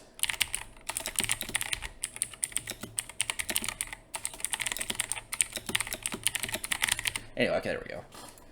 Tenka and Shinkai, protagonist rival, can mix attacks, give extra heat, pressure attacks. That's good. I hope My Hero Academia gives up something with Dobby soon. I don't like the cock teasing because it's so obvious now that it's like, just tell us. Like, you made it. We know we've had theories. At the point where he met Endeavor, it should have just been like, just tell us already. We already know they're somehow related. It's either going to be something like bastard son or clone. Unless it's like, I'm your great-grandson from the future who came back to kill you, so I don't exist, so I don't kill people in my time. It's something that's just like, no one would have guessed that, like, kind of thing. But other than that, it's just like, no, just freaking tell us. We've already figured it out. It's like, what was it, Sabo's identity in Dressrosa arc. It's like, it's obvious. Just, you don't need to build like a mystery around it. We know. And it turned out to be Sabo.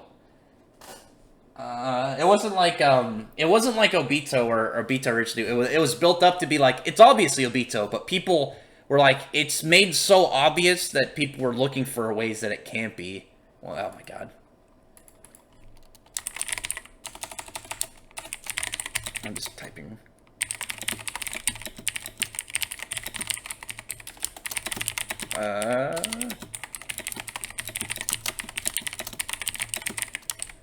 Okay, back to it. Just talking to dumb people on Twitter. But anyway, I'd rather be set up well. Waste Kylo's such a menacing and chilling villain. I think Kylo is fine. I don't think he's great, but I think he's at least a character that I could look at and be like, he's somewhat entertaining. Like, he should be a better character by a lot, like, for sure. He had a lot of potential. Like, his potential is definitely not fulfilling as much. But he's still somewhat entertaining. And again, I like aspects of him. I like this whole kind of, like, he's not sure if he wants to be good or bad. And then I think his lightsaber is really cool. And then I like that cool stance he gets. I don't know. What kind of sword fighting is that? Because I know it's a sword fighting style, but I don't know what it is. Where he kind of, he puts the sword, like, up level with his face, and he just tilts it flat like that. I do like that part about his character. I think that's cool. What other magazine do you like besides Jumpin' Magazine? Well, those are the only ones that I consistently read stuff out of. Because a lot of stuff, like, I'll read, but it's, like, from a magazine I've never heard of. Like, other than that, like, I know Weekly Shonen Sunday, but I can't name a lot of the series that were in there. I know, like, History Strong's Disciple Kenichi was in there. But, like, there's a lot more magazines than just, like, the big ones in Japan. They have a lot of small ones. They have, like, one hit series or something. He's a very waste of life. Sure, Vader. Yeah, Vader killed a lot of people. Yeah, he did get results. He's a badass. Gonna have a main focus on Mars for Diamond Kingdom arc. I hope so. I'm really curious of what it's gonna happen with Mars. Mars is weird because I've always really liked this character, but he's only really been in 2 pieces, and I'm hoping to see more of him. I'm curious to know if he's still free of control, or if they managed to, hold him down and put those mind augmenting crystals back on him. I think that'd be cool, and that would be like the first thing. Maybe make him a boss, or maybe some way that he has to, be back on the side with the Diamond Kingdom. I just want to see him as something cool, man. JK Network is not Bubs, just so you know, Spider. It's a whole different person. He did Shigaraki's name. Yeah, I'm going with Tamora, because Tamora's like Deku, where it's a nickname. It's pretty much their character name now. Their alias. Love My Hero Academia and Black Clover equal, that's good. Well, people can like what they want. It's missing a point. Oh, you guys are talking about Star Wars. I'm not reading over that. Shigaraki has not ditched it yet. Wait, what? What has he not ditched? Fire Force has so many waifus in the span of 4 episodes. Yeah, it does. It has a lot of good ones. I like Tamaki. I think she's really cool. Plus, she's funny. Let me just skip over some of these that are not directed at me. That are guys talking about goddamn Star Wars. God, look at all these Star Wars questions. I'm gonna try and get my Hero comedy spin-off manga when it comes out. Which one is that? Reality's often disappointing with some old Thanos memes. Gentle Arc is gonna be in season 3 since there's. Oh, that's good. I like that one. I'm looking forward to that. I like Gentle. Gentle's a cool fella. Shinra is a great shonen protagonist. I like Shinra too. Shinra's a cool fella. I don't think waste time. They resist. It's not a beta as well. What universe is more broken? Black Clover, Meyer, David Zeus, or Fire Force? Black Clover, because theirs is more spread out. There's some good, like, broken powers in Fire Force, but those are strictly the people that have the Adola link. Whereas, similar to Fairy Tail, everyone in Black Clover seems to have at least, like, one OP, like, hack spell. Like, something that it's like, yeah, this will break conventional memes because it's something crazy. Like, look at Vanessa. She's like, I have thread magic. I'm able to do all these, like, cool thread attacks and defense things and support things. But I also have this thing that lets me alter moments that happened, like, in short range of me and shit. It's like, goddamn, it's pretty broken. I'm getting caught up there, Salem. Give me a minute. Alright, luckily I can skip over stuff. Because a lot of this isn't directed at me. You guys are talking about. What does Lota mean? I don't know. I have no idea what it means. Ever heard of Flame of Rekka? I heard it's really... I didn't like a couple parts at the end, but it's overall it's an entertaining story. And it's not like it had a bad ending. I think one of the points, like, near the end I didn't like. Because the main character's thing is he inherits this firepower, and he gets, like, the power of all the characters before him that had it. So he's kind of like the Avatar, but it's like fire with different traits. Like one of them One of them is like a fire sword. One of them is like explosions. One of them is like a beam. And it was annoying because at the end, I figured he'd get like his own unique one to add to the list, and he didn't. And it was just like, oh no, you just got another character's thing. I was like, that's lame. He didn't even add his own aspect to it. It's a series that you could read pretty fast and you wouldn't have to pay a lot of attention to, but it still has some nice characters. It still has some good action and stuff. It's kind of like if you've ever read Mare, was it Mare, A March and Awakens Romance? It's enjoyable, but it's not one of those series that you would need to pay like a ton of attention to. It's got some good parts. Unfortunately, the coolest character in that, the coolest villain got kind of dropped, and then just like a villain out of nowhere at the end that made sense, but at the same time, it was like, I don't care about this guy. Because they had this guy named Phantom, and he was a knight in the whole. The thing is, he was the knight in their whole like bad guy group, and then like obviously like all their ranks were based around chess pieces. He was like the leader of the knights, and then he got defeated, and then it's like, oh yeah, there's two people above. There's a queen and a king, and it's like, well, that makes sense. But god damn it, this was like the villain that was built up the whole series. I get there's more people after him, but I don't care about them. It's an enjoyable series, though. I like it still. There's another series that's just like straight battle stuff, and it's just like, yeah, I can read it again, but at the same time, you don't have to pay a lot of attention. I can't think of it off the top of my head. A new trilogy Defender. Yeah, I don't like the new Star Wars movies. I really don't. Imagine calling a manga creator a scumbag because he didn't like where the series went. Yeah, because people are petty with that shit. Full control over the air. Oh, you guys talk about stuff. Nozzle for Wizard Cake. I think it's gonna be Fuego Leon. My guess is still Fuego Leon. And especially like he's now can learn Spirit Dive too. And like once he learns Spirit Dive, like he's gonna be so far ahead above the other captains. Spirit Dive is where I think he could get ahead of Mereoleona. I think if he did that, he could, or at least up to her. Like he would have to learn at least Spirit Dive. We don't know if he'd learn Mana Zone. But Mereoleona, and obviously hers is the thing that makes her really dangerous, that she can burn magic and shit. Very dangerous attack. I guess talking. Oh, what is Latome from? Is it from some religion or something?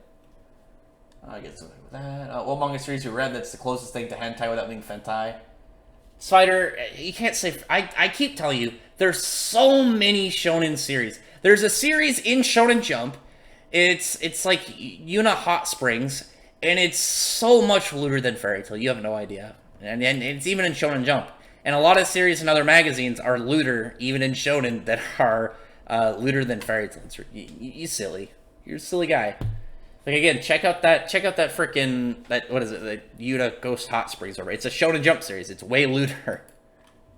You're goofy. Like one of the characters' whole thing is she wants to fuck the main character to breed warriors, and it's like that's her whole character bit. Let me see. What's more? You gotta talk about Star Wars more. I don't want to talk about goddamn Star Wars. What characters have died in Fairy Tail? Igneel, Mavis, and good side because I saw some people counting. Like I got in an argument with somebody on Twitter about like they're like talking shit about the Julius thing, and I was like, who in My Hero Academia has died besides Night Eye? And they're talking about like like bad guys and fodder characters. Like they use that like group that hates the mutant Quirk people that the villains killed right at the start of this arc, and it's like those were unnamed characters, and like that you never even saw their face. Could you imagine counting like who died in this series, and you count characters with no names, like background fodder? Like holy shit. Yeah, I'm gonna count every single person that Jackal and Tempesta killed at the start of the Tartarus arc. So there you go. There's fucking 300 characters in Fairy Tail that died. Well, it's a shonen. Not a ton of characters died. There's still, character deaths. It has that normal thing with shonen. Obviously shonen main characters where or shonen series where not a lot of good guys die. It's supposed to have more weight whenever a character dies, but bad guys die a lot. Yeah, 1 second. I gotta reply to another thing.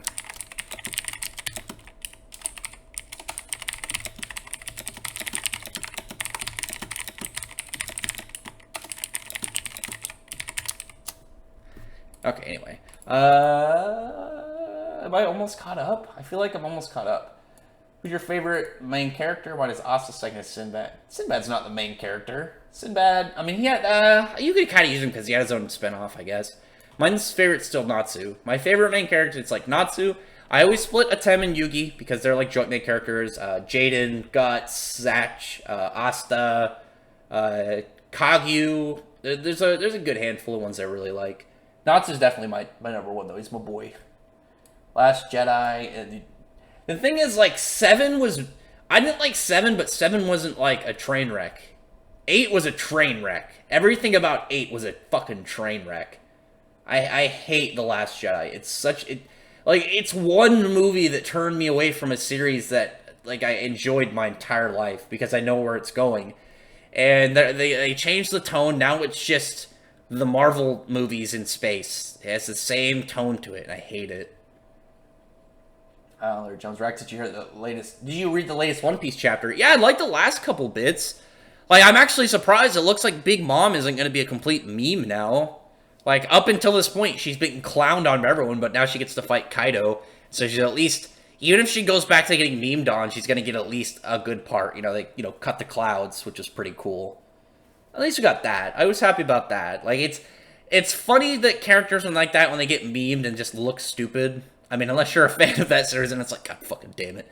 But I would rather them be cool than bad, you know? It's like, I'd much rather I have a character I like than, like, this characters that bother the fuck out of me. Oh, God damn it.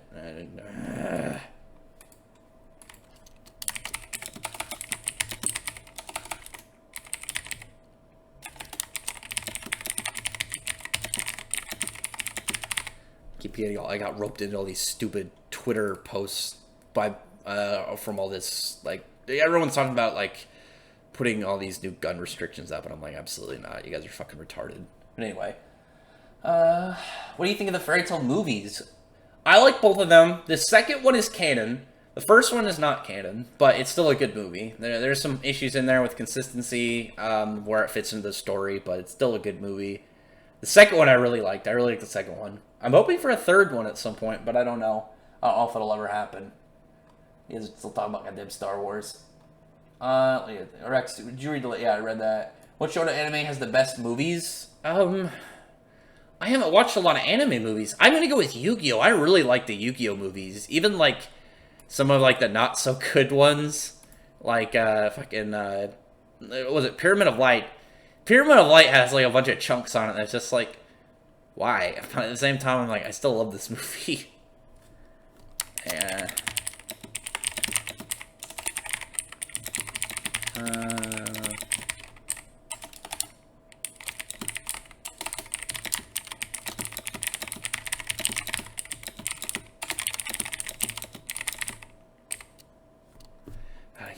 I keep talking to all these stupid ass hippies. God damn it. Anyway, Mavis. I love Mavis and Zeref. Such good characters.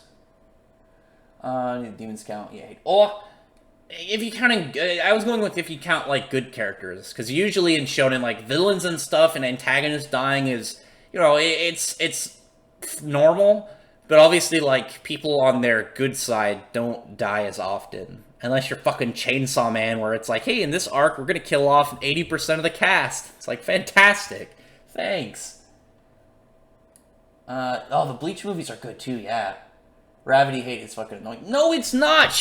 We're 240-something chapters in the series, and she's done nothing. What has she done? She's helped Deku not fall from high places. Big fucking whoop. She doesn't do anything. She stands around and she's a cheerleader. Like, her character, she doesn't do dick. Like, Sue does more. Fucking, Momo does more.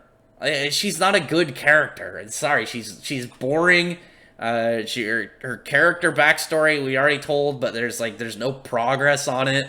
She hasn't done anything significant to, like, move the plot along. She hasn't done anything in any of the arcs to, like, add addition. Red Riot has done more, and he loses his fights. Fucking Mirio did more. What is his name? Sun Eater. He did more in his first arc than fucking Aravity did in the old series. She's literally Sakura 2.0. She's just there. I mean, she has such a good power. Maybe eventually she'll become good, but, like, right now, she's so fucking lame. Like, her character doesn't... She does absolutely no addition to the series. People only like her because she's cute and quirky, but that's it. She's not useful. She doesn't have any good character arcs. She's boring. Let's be honest. Yeah, I don't agree. I mean, she's just so fucking lame. I'm almost caught up. Haha! I think I'm like a third of a page behind. Where was it? Right? I lost my place, but here we go. It was right when where'd that Rabbity comment? And then I accidentally scrolled. Batman Hush movie? I might check that out. It looks cool. Thank you, Larry Jones, for $2 super chat. Persona 5's Joker's a poor man's Kaneki. I don't know anything about Persona 5. I just know they're really hyped games.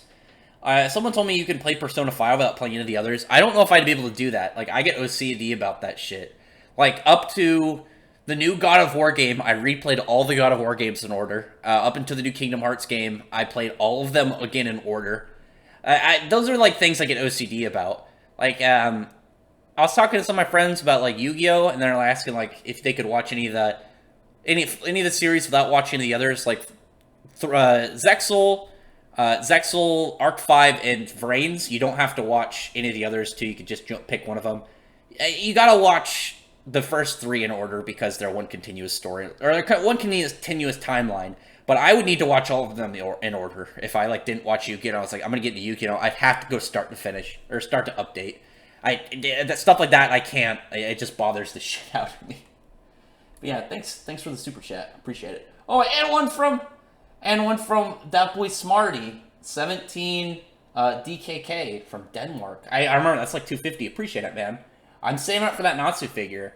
It's after. So right now I just paid my rent, and then I got to pay off my credit card, and then I got to go back to. I'm gonna put some of my savings I'm gonna put some of my paycheck into my savings account each time I get paid, probably a little bits. And then my YouTube money, all my cash rewards from like my credit card payments and stuff, and stuff like that. It's all gonna be added up slowly to get this figure. I'm super stoked for it. Like I said, when that happens, I'm gonna do my unboxing video for it. Let me see. Fucking A. No, goddamn it, I am much further behind. Where is that Aravity comment? Here we go. Whew. Yeah, I just don't like her. I think she's lame, dude. Sorry. Boruto anime is only adapted to manga arcs. The anime is a lot of filler, and the manga is slow, but the last couple chapters of the manga I found really interesting, and I'm actually interested in.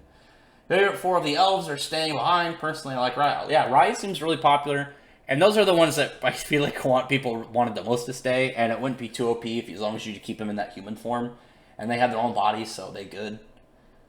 And except for, it was kind of weird with, it's kind of weird and OP with Patriot, because fucking, like, Raditz just made him a body with his shit, like his Soul Seath magic, or whatever, was it Soul Wraith magic?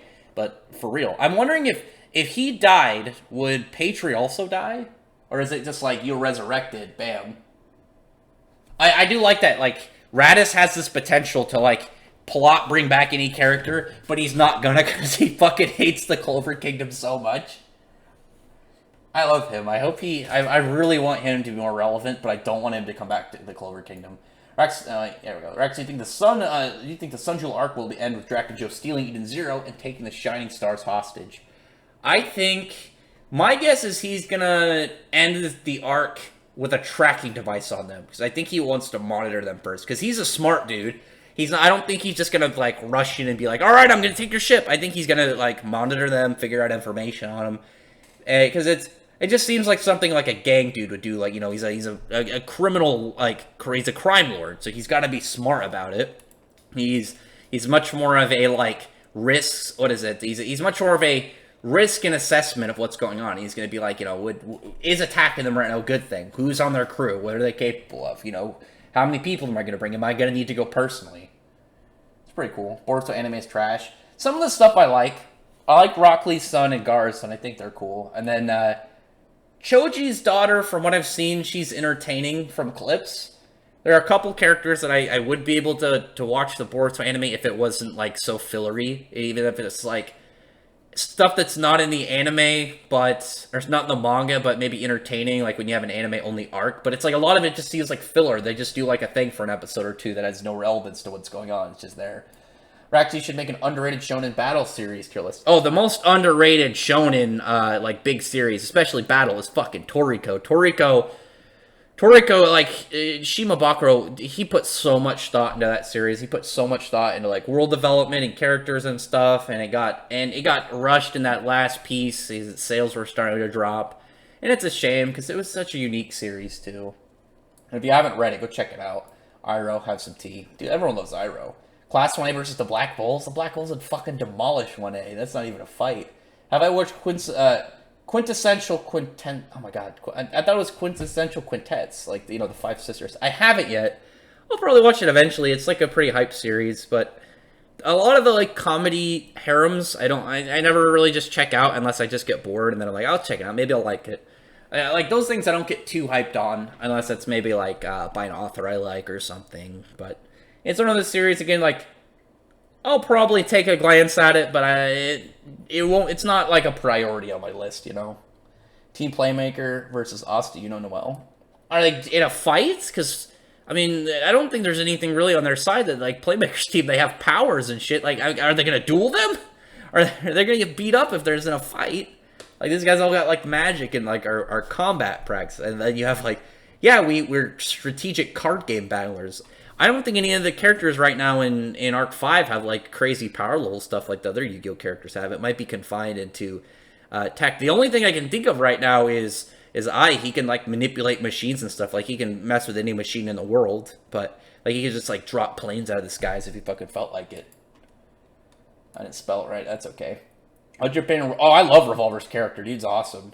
Accent bother you that Mr. Goon was taking out of the store early on and replaced with Lizana.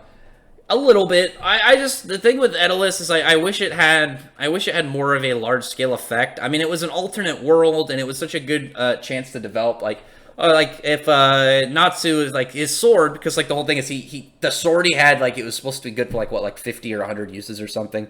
But he ended up using it all at once, and maybe, like, Natsu, like, would have learned, like, concentrating and, like, an attack, like, making it more compact and potent.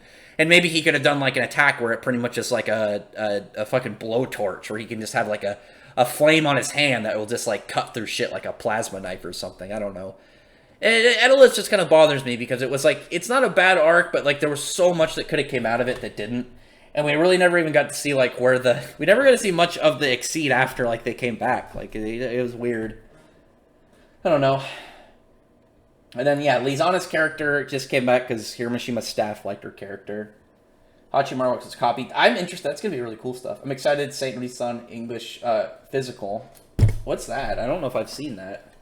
You have to show me some stuff later. I don't know if I've seen that series. Doesn't Raya still has elf power? I'm curious if they're going to be able to, like, access it like a power-up form or something. I don't know. I'll give you 20, but 15 is too much. One day, Spider, we're going to figure out that number through math, and you're going to have to give it to me. Yeah, also, I'm scrolling past that super chat from Smarty. I appreciate it, bud. All money... Oh, I just knocked shit over. I'm knocking stuff over. Anyway, all donations are much appreciated. You guys are great.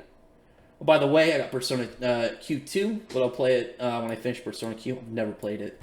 Julius versus Yamamoto. I would say Julius, because Julius can just range and then, like, take him out with his time magic. And he's got, like, enough versatility. Like, obviously Yamamoto is strong, but I mean, yeah, we already know that Soul Reapers can age because of Baragon, so it's that's a hard one, because obviously, like, Julius has the hacks on him and he's got a larger variety to his abilities, but Yamamoto, if Yamamoto gets that slash in, he's gonna cleave Julius in fucking half. And I think it just comes down to whoever hits each other first, personally. That's what I'm going with, I think. Jack the Ripper versus a spot of 5. I'm gonna go with Jack. I'm gonna go with Jack because his sword, like, he'd be able to do, like, weird shit, like adapt a Sero into his blade. And then, like, have pretty much a Sero sword and shit. I'm gonna go with that. Plus, we're gonna get way more of Jack than we are ever of Noritora, because he's, dead. Rackstrong Random Dragon right now. Give me 3 colors, and I'll use them and design and post them. Okay, yellow, green, and black. That's a cool one, actually. That'll be like a That'll be like a freaking like necromancy dragon. I was talking to somebody on Twitter that does art, that she has like a fan fiction fairy tale manga. If you want to go check it out, she just actually got onto that website. It was a Weekly Sorcerer, the one that uploads the 100 Years Quest chapter translations. I really want to draw. I have a bunch of ideas, but I can't fucking draw. I think I'm gonna get a drawing tablet within the next month or so, and then maybe start trying to draw again. I had some sketches back from a couple years ago, but they're like super rough, and I get embarrassed showing them because it's like, if I compare them to earlier art, you could be like, damn, you improved some areas, but it's still like, it's bad, and people would probably, I'd get too self-conscious about it. But if I can get to it eventually, then I could draw some characters and shit. Maybe do my own like indie projects, just like stuff on the side. I don't know. We'll see. I do really want to draw. Tank uses full burst in his dragon form, takes on gamma radiation, type of color, theme, heat, and aura. Oh, it's like the Hulk. Mereoleona versus Scarion.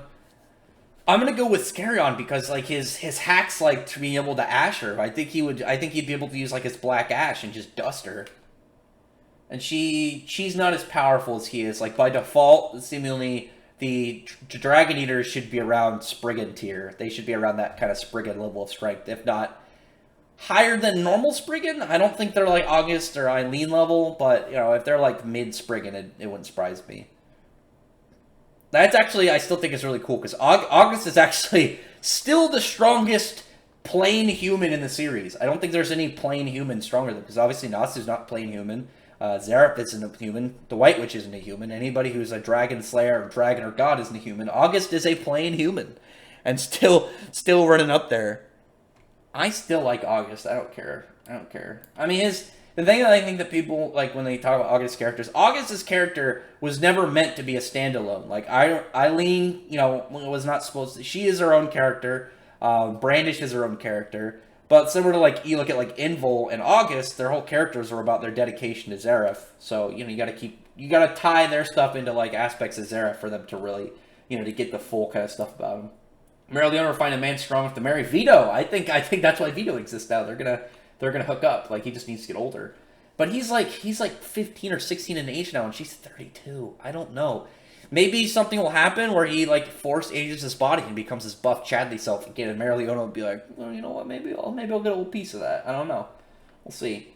That's a good thing. Asta was able to resist the demon's control because I don't think he resisted. I think the demon only would do it if Asta let him. I still have because he was like, yeah, let me take it over. I'll beat this guy for you. I think that he likes Asta. I still have my own theories of why the demon. I've done videos on it. You can go check them out. But why I think the demon is hasn't like tried to just straight possess Asta against his will. He was really nice to him when they talked.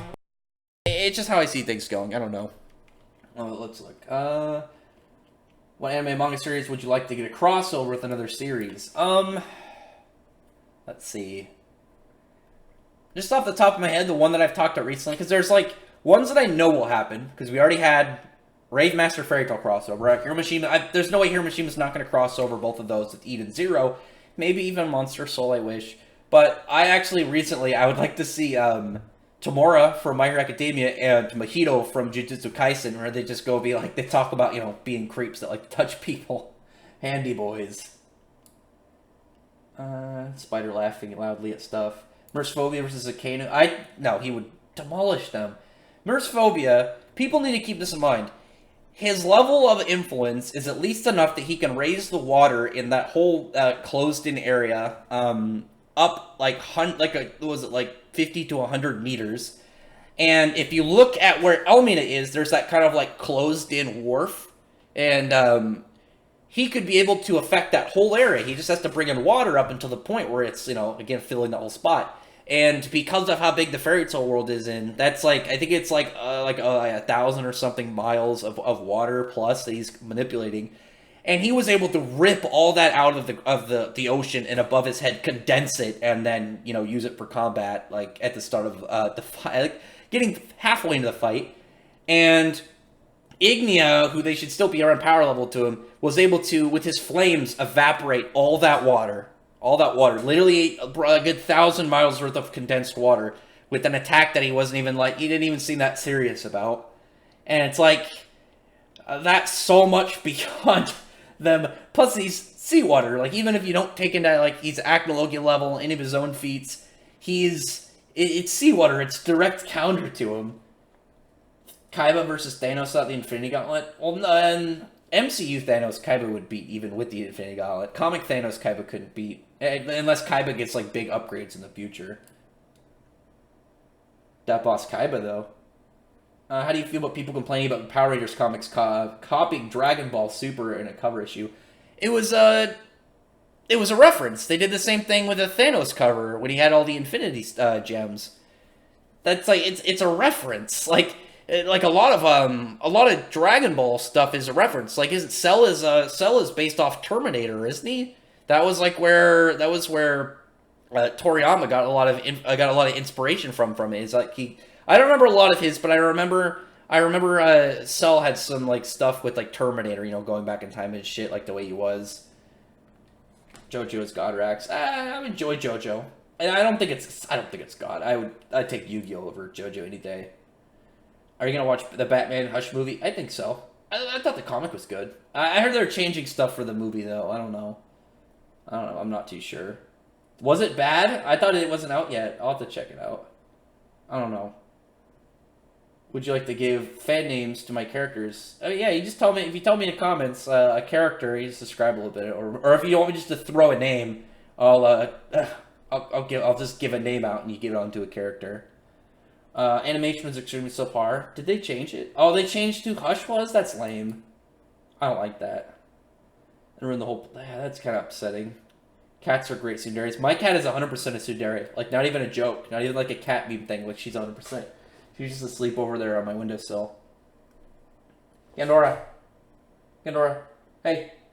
She's asleep. She's out cold. She's passed out. I don't want to wake her up. My next door neighbor's got a new baby cat after one of them died. It's very nice. Oh, that's good. So my cat was actually a gift to my grandparents because their dog of like 12 years died last year, like early last year, and then we got them this cat. And she was too energetic for them because they're like in their 70s, so they didn't know what to do with her, so I took her. And she gets sad when I go to work. Like every time I get back, she's asleep by the door waiting for me. So I think within a month or so, I'm gonna get another. I want to get a dog, but I'm gone for 10 hours out of the day during the week, and I don't know if I want to keep a dog in like a kennel the whole time. I'm thinking either because I kind of want to get a dog. But I feel like with my schedule, I feel like a cat would just be, more responsible because cats can kind of take care of themselves. I don't know. I might just get a cat. But when I'll go to like Petco when I decide, and probably if they have cats or dogs, I'll just make a choice. So I have to get it planned in advance because there's a deposit in my apartment I have to, put up if I want to get, another pet. Oh, you guys yelling at each other. John Cena. Uraraka is not a bad character. She just needs. And the thing is, she has potential. She has a good power, but she doesn't do anything. She just is there. Like, the most she's done in the last, 200 chapters is she beat up some fodder characters in a no-stakes arc, in, a page. She beat up, what's his name, Momon or whatever, and then 2 characters who even fucking cares what their names are. Mereoleona versus Endeavor. Mereoleona would murder Endeavor. Endeavor got off, 2 or 3 attacks, and then he was like, I'm already near my limit of overheating. And then, Mereoleona Mullen. Favorite monster villain from One Punch Man? I really liked, what was his name? Kabuto Carnage? I thought that guy was really cool. I like that part. And obviously that's not a big villain, but I think it's cool. Garo, I'm not caught up. It was just right after, what's her name? The 2 sister telepathic chicks. Right after they kind of got, both introduced. That was where I was, and the series was caught up at the time, and I just got lost track. But from what I heard, Garo's pretty cool.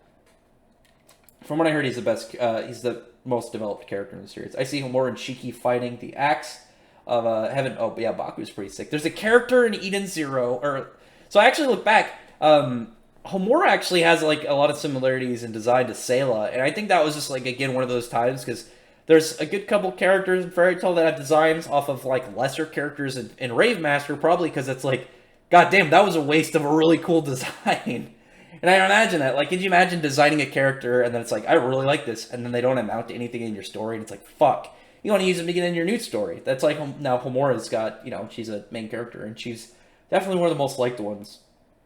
Speaking of Obito, Heat, are you gonna Heat, are you gonna thoughts on Naruto saying he's the coolest guy ever? That's a dumb thing.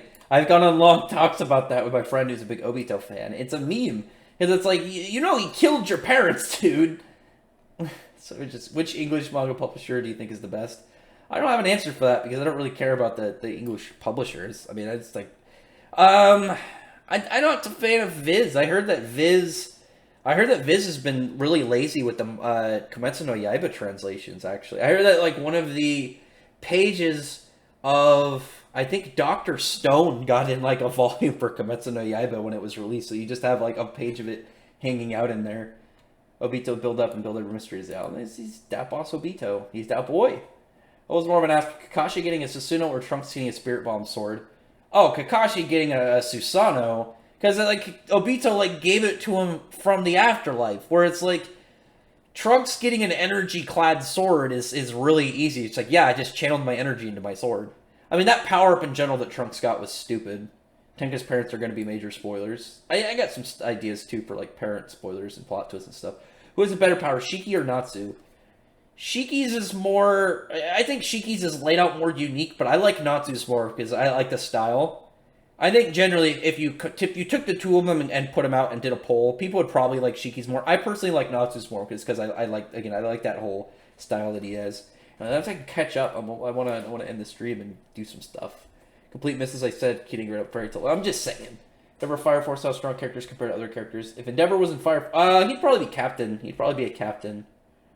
My favorite My Hero fights Deku versus Shoto. I really like Deku versus Gentle. That's probably my favorite fight in it. Yeah, I personally agree with Diffusion. Oh, everyone knows that you can say Diavolo is better than Dio, but what about Rio? His father died, and he's all alone in this world. You guys are just talking about JoJo stuff. I can't relate to. I'm not caught up with JoJo. Oh my gosh. Let's see. Oh my god. I'm gonna get caught up. God damn it. There's so much stuff. Okay, I'm not nearly as behind as I thought. Okay, I can do this. JoJo stuff. Rex thinks some actions are only thing about characters. No, I don't. Show me where I said that. Goddamn. I mean, an aspect to them, because it's like, what has Aravati done? Tell me what she's done. What about her character is, like, useful, relevant, anything? No, she's done nothing. She's Sakura. She's literally Sakura. She's just there. She doesn't do anything. She'll tag along, and then it's like, what did you do in this arc? Did you do anything useful to the plot or the story or accomplish anything? And she's like, I yelled for Deku. I did that, I guess. I cheered him on. It's like, okay, cool, thanks.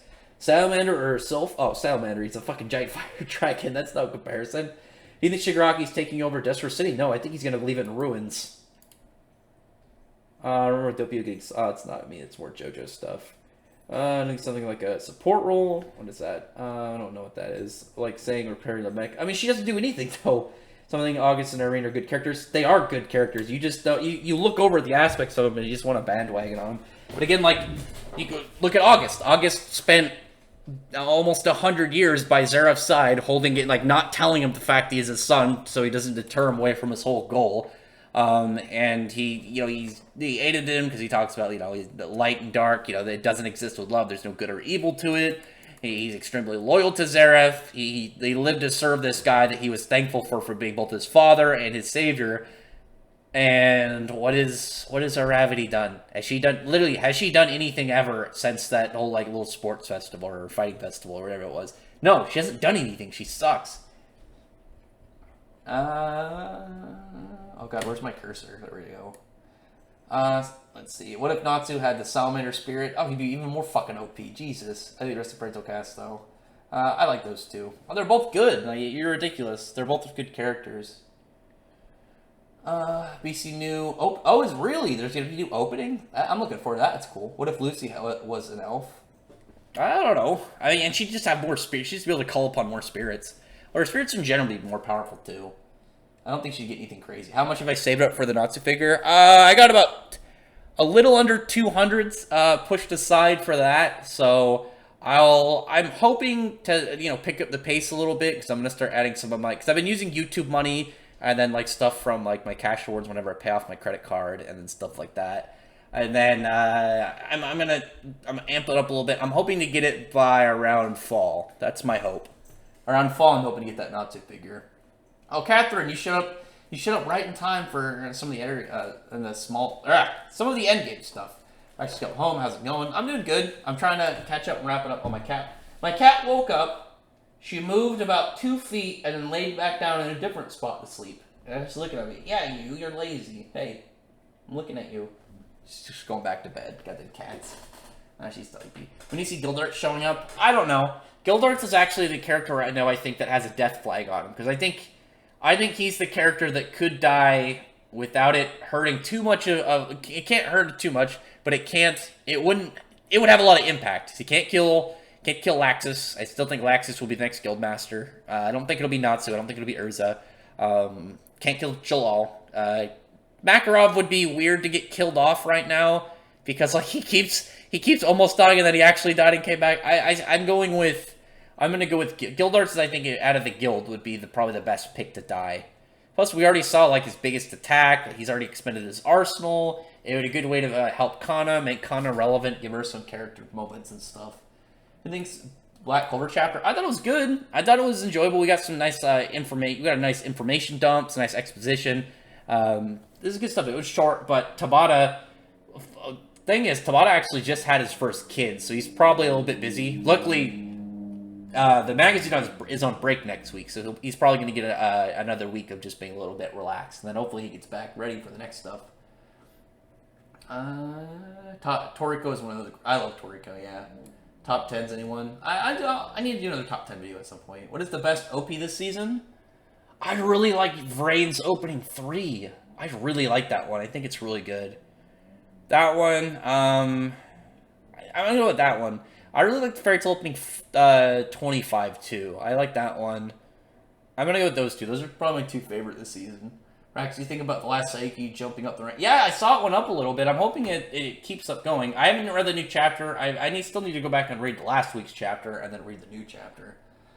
Yeah, I saw it beat Samurai 8. Samurai 8, well, the 2 chapters prior to this were okay. This last chapter was really good. I liked it. Well, this chapter and then the last chapter I thought were both pretty good. I'm surprised it was low ranked this week, but maybe it'll be higher ranked next week based on this one. Mishima's staff. Oh wait, where was that? Mishima's staff loved a dead character in her young years. I think they just liked her because she was a quirky, nice girl, but whatever. You should have used Tanami for your third. I told you, you're going to look forward to it. You're going to look forward to it. It's going to be awesome. Zeus is super hacks because he can kill a character with a set lifespan. Yeah, as long as you have like a lifespan, you're not like resistant to magic, or you just like overpower like magic in general. Maybe your magic power will just like shrug us off.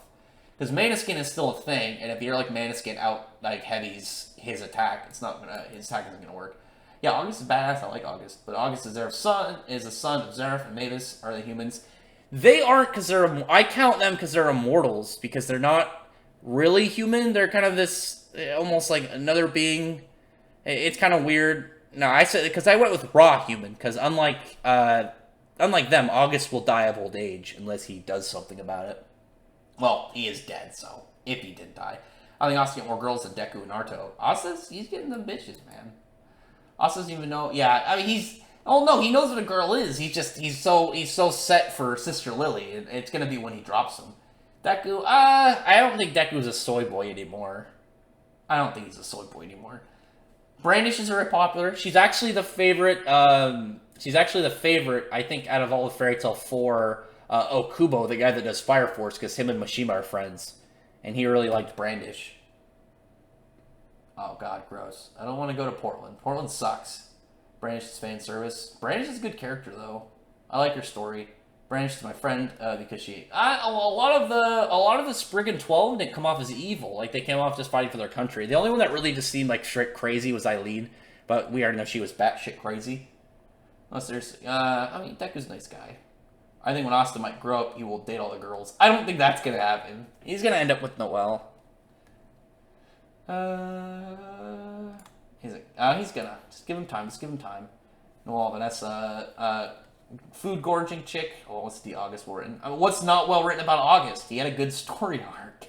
Like his whole aspect is good. And I still don't believe that Zeref picked up a kid the same age as Natsu when he died by coincidence. I mean that can't be a coincidence. It's too tied into Zeref's story for it to be a coincidence. Rather, When he becomes Wizard King, will smash all the girls. I don't think he will. Us is too humble of a little guy. His universe, Us and Yambi are Chads. They are Chads though. Raxi just admitted August is cool. You win. I like August. August is a cool character. People like that whole like aspect when people are like, oh, you kept talking about like, oh, why was the Emperor's son never left? Keep in mind, imagine being a dude who you remember everything from birth, and you were abandoned. Your parents are two of the most influential people in the history of the planet. You're pretty much stealing to survive. You're like very aware and intelligent by like the age of 4 or 5, and then you meet your dad finally, but you know the information about him, so you can't just say, hey, I'm your son. And then for almost 100 years, you're just serving by his side, building this empire around him and helping him towards his goal. And even though you want to tell him, it would discourage like his whole like plan, because if Zareth knew that he had a son, that would probably trigger the curse and then make him lose control again. Like it's August. There's a lot of August character that I think is overlooked, similar to Eileen. Which when I eventually get to them, do solo videos on them, I'll go more in them and kind of lay them out.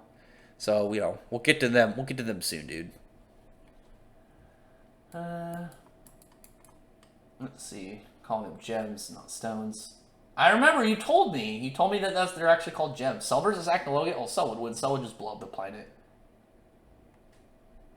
Would you help to see if Drac and Joe one-shot a kaiju like Blackrock?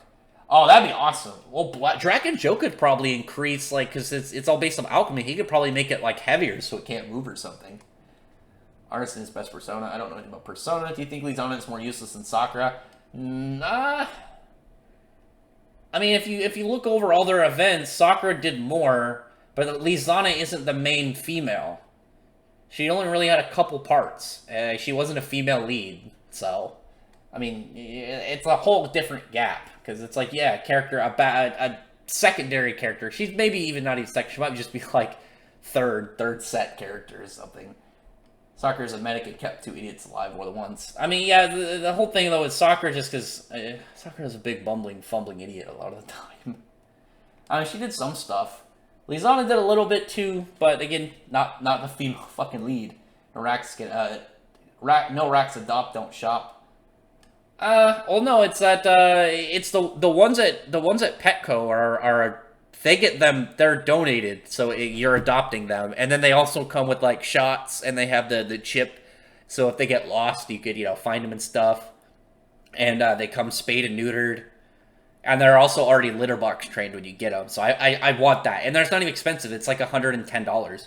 That's where I got Gandora, and she's a good cat, other than being a tsundere little bully. Hey, yeah, I'm looking at you. I see you glaring at me. I'm gonna have to play with her after this. I haven't played with her today, so she's probably mad at me. Marileona was an elf, would be OP. Yeah, a lot of characters would. It's a crazy power jump. Steppenwolf was accurate to his character, even if it was poorly used. I liked Darks, or not Darks. I like Steppenwolf in the movie. I like this whole like weird kind of relationship with his mother box, because the people of Apocalypse and New Genesis are really is New Genesis uses father boxes, right? And then Apocalypse uses mother boxes, right?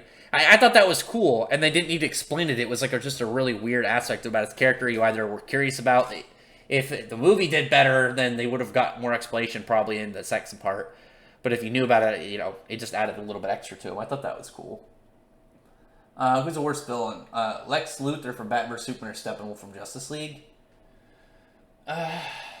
Probably Lex Luthor, because he was very off-put from Lex Luthor. I mean, he was entertaining, but it's like, if he was a standalone character, it'd be like, okay, but it's like, you're supposed to be Lex Luthor, dude, what the fuck? I'm almost there. I'm almost caught up. Let's see. I was right at that part with the Lex Luthor stuff. Oh, gosh. I want to get caught up so I can end it and go do stuff and eat and get ready for work tomorrow. Anyway, he still got his character close, the purple Brolin. Oh, yeah, the stupid MCU Thanos, not even like Thanos. You know, watch the next, I'll watch which one? The next movie, the next My Hero Academia movie? Yeah, I'll watch it. I thought the first one was entertaining. Tech likes her too, probably gonna date her in the future. August and Irene, good written characters, cool, but not well written in their execution. I mean, both their execution was fine. Eileen's made perfect sense. I bring up the question every single time. Like, if Eileen didn't have the side toward that still wanted to protect Urza, how did Urza get to Rosemary and get left out of church? How did she cross a continent and go specifically to this small church to, to leave Urza? She had to have that aspect in her, otherwise she would have just left Urza in a ditch somewhere and she would have died. I mean, again, come up with another solution. Come up with another solution that would make more sense. And we already know she was fucking insane. She spent 400 years protecting Urza, and then it wasn't until shortly before her birth that she became crazy. So it's just like, Come the fuck on. Thoughts on Zack Snyder's excuse for having Batman kill? I think it was like on that whole thing of like they thought it was weird that superheroes wouldn't kill, Which, yeah, I can kind of see, but it's like, he's Batman. I don't know. Melissa was such a waifu. Yeah, she should have been relevant, and she just wasn't. It's just like, why? Why was she not relevant? She's a likable character. She's useful to Deku. I mean, in one movie, she did stuff to help more than Arachne. Like, she's like, oh yeah, let me give you this gear so you can use 100% for a short period of time. Yeah, sweet. That's actually very helpful. Character dying that isn't protagonist or maybe it's original. I mean, you just named two of them that are. But then look at other big shonens. Like, good guys don't die often. I mean, you'd say like, oh, One Piece, like the only good guys that died was like fucking Ace, who most of Ace's character was in cover pages, and Whitebeard, who died in the same arc. He really did stuff, and he didn't have anything to his character up until that point. There was nothing really about him tied to him other than being related to Ace, another character who there wasn't too much of. And then Ace died, and then immediately got placed with Blonde Ace, who's also a pretty fucking boring character. I do not like DC or Marvel movies anymore. I like some of the DC movies, not all of them. I like some of them. The cat must really like you. Yeah, she's a good cat. She just bothersome. She's a little ruckus. She's a good cat though. Just talking about fucking Marvel movies. I don't like the Marvel movies. Rax, who's your most wasted Naruto character besides Sokka and Rock Lee? Goddamn fucking Kimimaro, who's one of my favorite Naruto characters. Who only got to be in that one fight, but he was so goddamn cool. God damn it, that part really upsets me. He was so goddamn cool. August was an elf. Irene's an elf. I mean, Irene doesn't need to be an elf. She's a fucking dragon. And August was born like with both light and dark, like super magic imposed into him. MCU quality. Yeah, I don't care about the MCU. Facts. You talk about MCU again. 1010 is weaker than Sakura. 1010 is irrelevant as fuck. My biggest issue, August, he didn't live up to his full potential. I mean, he lived up. He was absurdly powerful. He just kept pulling spells out of nowhere because we know that he was built around having all this different magic. And then when it came down to it, he's like, I can just completely melt this entire country into nothing with Ars Magia. And he just give up his life. He definitely lived up to it. He was the strongest member of the Spriggan 12. He took Gildart's strongest attack that right so he couldn't fight anymore, and he just got up with a little bit of blood in his beard, and he's like, alright, fine, fuck you guys. I'm just gonna kill all of you. If I would have liked, like, I'll talk about more about August when I do the August video. Because I don't want to prolong it too much. Yeah, Spider, I think you like to jump on some stuff sometimes just to hate on it. Just saying. Anyway, August was fucking cool. I like August. Sometimes Spider just likes to rag on stuff. Don't take him too seriously. JK is Tensor Jujutsu Kaisen. I don't care about Disney. Disney sucks. I don't really like Disney very much outside of some of their old animated movies. Definitely was one of the worst comic book movies I've ever seen. I don't know. I thought he was kind of cool. I liked his axe too. I loved his axe. I'm caught up. I did it. Oh wait, no. God damn it. I'm a little bit. No, wait. Where was that Steppenwolf comment? No! I got so excited I thought I did it. Oh wait, here we go. It was that comment about Steppenwolf. Here we go. Too bad to purchase cats. They come with cat mills. Did they? No. I mean, I can't change that. That just. Yeah, but if I don't buy them, that cat just sits there all day. I'll take them. I'll take a cat. Not both planets use mother. Which was the one that used father boxes? I thought one used father boxes. You guys, money doesn't equal. Okay. I mean, I don't want to get into that argument. So the DC movies with money. I don't want to talk about DC Marvel movies right now. I'm gonna scroll because I don't want to. I'm not pretty. Shinra Tanjiro. I'm gonna go. This is a hard one, but I'm gonna go with Shinra. Just barely over because I like aspects of his personality more, but I like both of them. I think they're both really cool. Just talking about Marvel, DC shit. Don't care. Rex, do you think about the snow cone? We talked about this. I think he's cool. I need to read the new chapter. I haven't read. I've glanced at it, but I didn't really read too much of it yet. Love Jinbei. Jinbei's cool. He said that you don't argue. Okay, it's not at me again. It's better drink milk. You talk. You guys are going at it, dude. I love Chainsaw Man. Fuck yeah, Chainsaw Man is great. Wasted Black Clover characters. I don't think there's any wasted characters yet. I mean, I think there's going to be wasted characters eventually. I don't think there's any wasted characters yet. As it said, none of the characters seem like they just kind of like got thrown away at the moment, at least that I can think of. Yeah, that snow cone shit was pretty cool. Favorite fight in Bleach?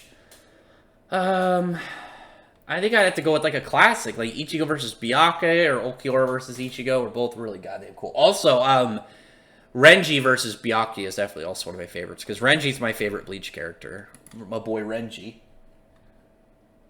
And no, it wasn't the last arc of Bleach. It was the last couple fights. It was the Elite Stern Ritter and forward. Everything else about the Thousand Year Blood War was good, but people just associated with that last piece. It's ridiculous. Up until that point, it was fine. It was like some of the stuff with the Elite Stern Ritter that were the problem. Both Goku versus Vegeta. I don't really care for Goku or Vegeta. Ichigo versus Grimnow was awesome too. Let's see, give Tenka a shorter sword to help him fight faster characters. Yeah, the weapon is always cool. It's always a hard choice. I always would be like, it depends entirely, I guess, what the character I'd be going with. But I feel like I'd go with Brawler more often than not. You start, it's not at me. That's great despite it. Okay, and I already answered that. Rax, how long do you see the Black Rock fight lasting? 2 chapters. I'll give it 2. I'll give it 2 chapters. Who do you rate more? Who do you relate more to? Asta or Deku? Asta. I relate more to Asta. I like both. Yeah, I think both of them are cool though. Happening in the former. Oh, Goldray. I think he's gonna leave. Because like, there are ways for him to get kind of like pardoned and then be back with the kingdom. But Rebchi can't. Rebchi's a straight traitor and a criminal. And he was trying to steal grimoires, and I don't think it's in the canon yet, but Tabata brought it up because he was asked it in a Q&A. Stealing somebody's grimoire is like pretty much a war crime in the Black Clover world. So like, I don't think he should be in there, and I don't feel like Goldtree would risk seeing if they'd let him stay. I feel like he's just gonna, kick rocks and get the fuck out of there.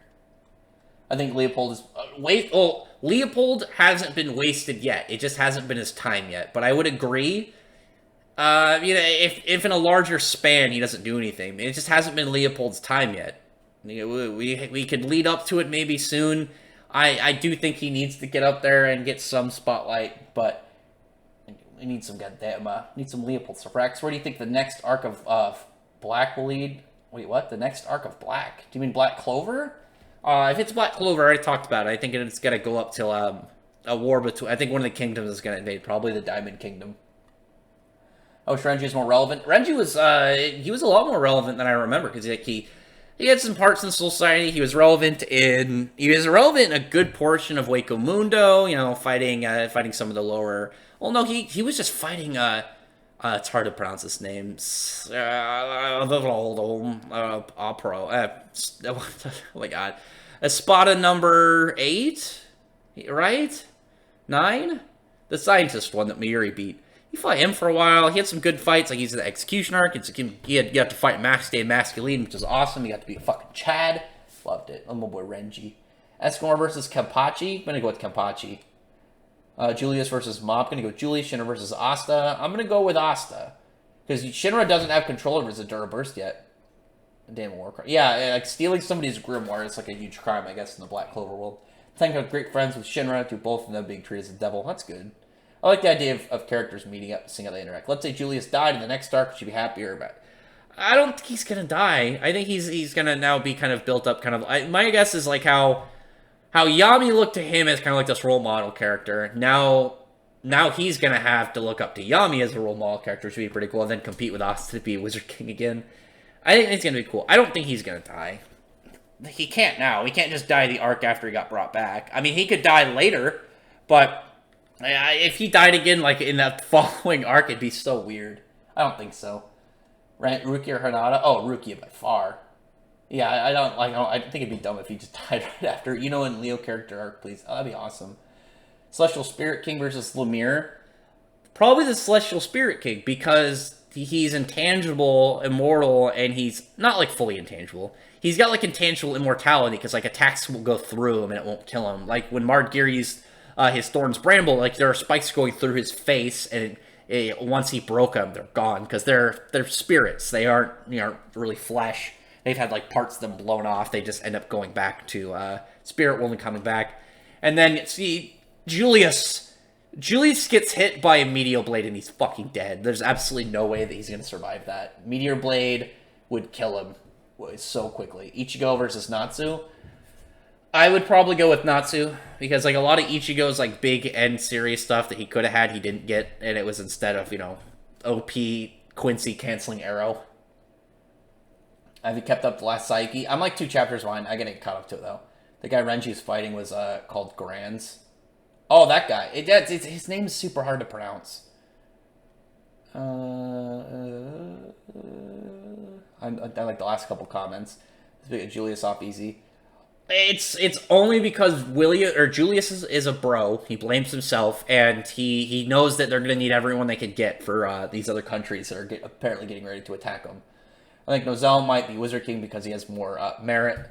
No, I don't think it'll be him. I think it'll be Fuegoleon. I think Fuegoleon has a better leader aspect to him. He had this kind of, he nearly died, came back, and he just seems to have that better spot going up, because it's like he just got Salamander, and you could move him up to be Wizard King, and then have Mereoleona become captain, stay captain of the Crimson Lions. I mean, if it ends up being Nozel, then it's like, well, who's gonna lead the Silver Eagles? What, fucking Nibra or Solid? No. Kingdom is in shambles. The kingdom is in shambles, that is true. Grimmjow versus Mereoleona. I think I'd go with Grimmjow. Because if she gets hit by Grand Race Arrow, I think she'd die. Because it warps space a little bit when it gets hit, so I don't think she'd be able to defend against it. And then, but I feel like if he, in a long fight, I feel like she could win, but all it would take, I think, is that Grand Race Arrow to put her down. That's my guess on that, at least for right now. Oh, actually, no, because I'm just thinking about Wake of Mundo arc Grimmjow. Grimmjow is actually way more powerful now, so Grimmjow for sure. Grimmjow is actually the strongest character to hold the title of Espada right now. He's stronger than any of the other people that were Espada prior in the novels, which are canon. Was it Can't Fear Your Own World? At a risk of attack. William literally got off to keep his job. After that, we'll see. Oh, but he's only keeping it because Julius is like, we need you to use, you're powerful, we need you for this upcoming battle that might come at us. Ymir and the Real Licht with Demon Dweller Sword versus Base Seraph. Seraph would still win. Seraph is too broken. He can just stop time. He's immortal. He could teleport. He can. One of his powers, I think that it's super overlooked, is he drained Mavis's power entirely and then ripped Fairy Heart, which is one of her abilities, out of her body. So he can literally pull people's powers out and then put them into his own. Seraph is too broken. Purple Orca Idiot should lose his head, though. I think he's going to run. I think he's not going to stick around, especially he's got all these magic tools now. Any Fairy Tail character is an elf. They don't really need it. I mean, if they got to be an elf, I don't know. Elfman, bam! Give it to Elfman. God damn it, he's the one with the elf in his name. I think eventually William will get his assistant whooped by, ass whooped by Yami and Nozel. I think Yami will be way more pissed off than Nozel about it. Just taking, shit, or she Rex stream like a boss. Oh, I don't need to know that. I hope that King dies and can be wizard. I don't know. Augustus, the thing is, the thing I noticed, just reading back, Augustus isn't a bad guy. He's just kind of a dick. Because, there's that part when Langris was going to kill Finral, and Augustus was actually freaking out because he's like, somebody stop him. He can't do this. We can't just let him kill people. He was, even though he's kind of a dick, he was actually concerned that Langris was going to kill Finral, and he was going to have one of his one of his magic knights execute another in a, friendly tournament. So there's still that aspect about him, and he still wants the best for the Clover Kingdom. He's just really arrogant and a douche. But he's not a bad guy. So your thoughts on people saying Nozelle's a ripoff? There are aspects to it, but there are huge gaps between their thing. Byakuya's thing is like he couldn't look at Rukia because of stuff with I can't remember her sister's name, but with Nozelle it was more like he's a dick towards characters that he doesn't think can pull their weight in the Magic Knight. So far, every time he's been a dick to a character, when they show that they are able to pull their weight, he's nicer too. He did it with Asta, he did that with Noelle. That just seems to be his thing. And he shit-talked himself and the other members of the Silver Eagles when they weren't present to save, the Clover Kingdom when Raditz and all them attacked in that little invasion arc, and Fuego Leon got fucked up. He blamed himself, because, like, if he's useless, if he's like a piece of shit and trash for, losing, what are we for not being here? We're worse. It's just like, yeah, that's what he cares about. He cares about, being an asset, being useful. It's a bit of a reach. Rex, what do you think I mean, it's probably a reference. It's probably just something like, oh, I like that. I want to use that and, do it on my own version. Rex, do you think Patri can do in the future? I did a video on that. I think that when Asta becomes captain of his own Magic Knights, I think Patri will be in his group and they'll call themselves the Black Clovers. Bleach didn't create that stereotype. Yeah, that too. Mereoleona is what every shonen female should... There's been a lot of badass female chicks in Shonen Jump recently. Like Makima, Kugisaki. Like, they've been awesome. Makima is... God damn it. If you haven't read Chainsaw Man, read that. She's such a fucking scary chick. A dude tried to punch her from behind, and she glanced at him and caused him internal bleeding. Like, and then gave, like, all those Yakuza members that didn't take her seriously, and she just, like, put a bag on the table. And they're like, you're not going to bribe us with that much money. And she's like, no, these are eyes from your family members. So cooperate with me or you're going to be in some shit. And I was just like, yeah, I thought she'd go crazy, but I didn't think she was going to do that. People should probably not fuck with her. Seriously. Tenka would love to, oh wait, where was that? Tenka would love to fight Mereoleona. That's good. Lumiere versus Lake. I'm going to go with Lumiere. I'd go with Lumiere a little bit because that movement level that he's got, not all of them would be boring if literally just them to the same, even one like her. I don't need to be, she's great though. Do you think William would still be a captain? I think he's going to be more of a face character. I think he's just going to be like a public face. Already confirmed. Who's stronger, Yami or Fuego Leon? Fuego Leon for sure right now. I mean, he just got fucking Salamander and now he could potentially get Spirit Dive. And it's already confirmed Spirit Dive multiplies your strength over. It's in the whole like data book because it talks about Spirit Dive. It doesn't give a number, but it says multiple times stronger, so probably at least like 2 or 3 times. Mimosa or Araka? Mimosa, easy. That's not a contest. Mimosa is a great support character. She's able to make like an entire battlefield layout. She's good at healing. She's like, because like they brought up the fact in the dungeon arc. It's like, yeah, you can't, you got good healing, but you can't defend yourself in case of some shit happens. So she's like, okay, and she ended up developing that cool sunflower laser turret, so it's like, yeah, I can heal people, but I'm not going to be able to protect them while I do stuff, so I can have something to help protect me while I do this other thing. Like, she's already got some good development. That's good for her. Wise and Hermit make a good duo. Yeah, I like them too. Or the Golden Dawn gets disbanded. I think they're going to get disbanded. If you can make Tenka scared, then he will respect you. That's good. Who's more overrated, Goku, Luffy, or Gon? Oh, Luffy by far. I don't really like Luffy. Actually, no, Goku. I'm going to go with Goku. Best animation in Black Clover? I don't know. I think the Julius versus Patri fight easily. Where would you rank Black Clover villains I don't think outside of the Word Devil, I don't think any of them are villains. They were antagonists because it was entirely perspective based. They were opponents, but they were doing something that bad for humans but good for them. But the Word Devil obviously was just a straight up like he's a bad guy. He enjoyed what he was doing. He enjoyed hurting and doing all these things. The elves were peaceful. They were trying to get revenge on getting backstabbed. They were backstabbed with genocide at a fucking wedding. I actually think can do the same thing Luck did, where after the elf left his body, potentially, but he got a new form. Did he show any new spells in that? I think he did like that cool dodge move with Banazone, but I mean maybe a little bit. But maybe he'll get that golden wind because that was his thing in there. Wasn't the zombie guy villain? Actually, yeah, you're right. Raditz is pretty much a villain. That's true, but Raditz is a really good villain. So Clover's biggest problem is it doesn't have a major antagonist for the entire series. There's a constant shadow over the series. It was the question though. It was the question of like, because you knew that there were holes in the stories both between the humans and the elves, and it made sense of why there were all these holes and like contradicting aspects to them, these cover-ups. It was because of the demon, which again is like it was like a good plot twist that made sense, and I thought it was really good. More like an antagonist. Anyway, I'm gonna end it. It's already been 2.5 hours. Appreciate the super chats from the Dat Boy Larry Jones and Dat Boy Smarty. Thanks, guys.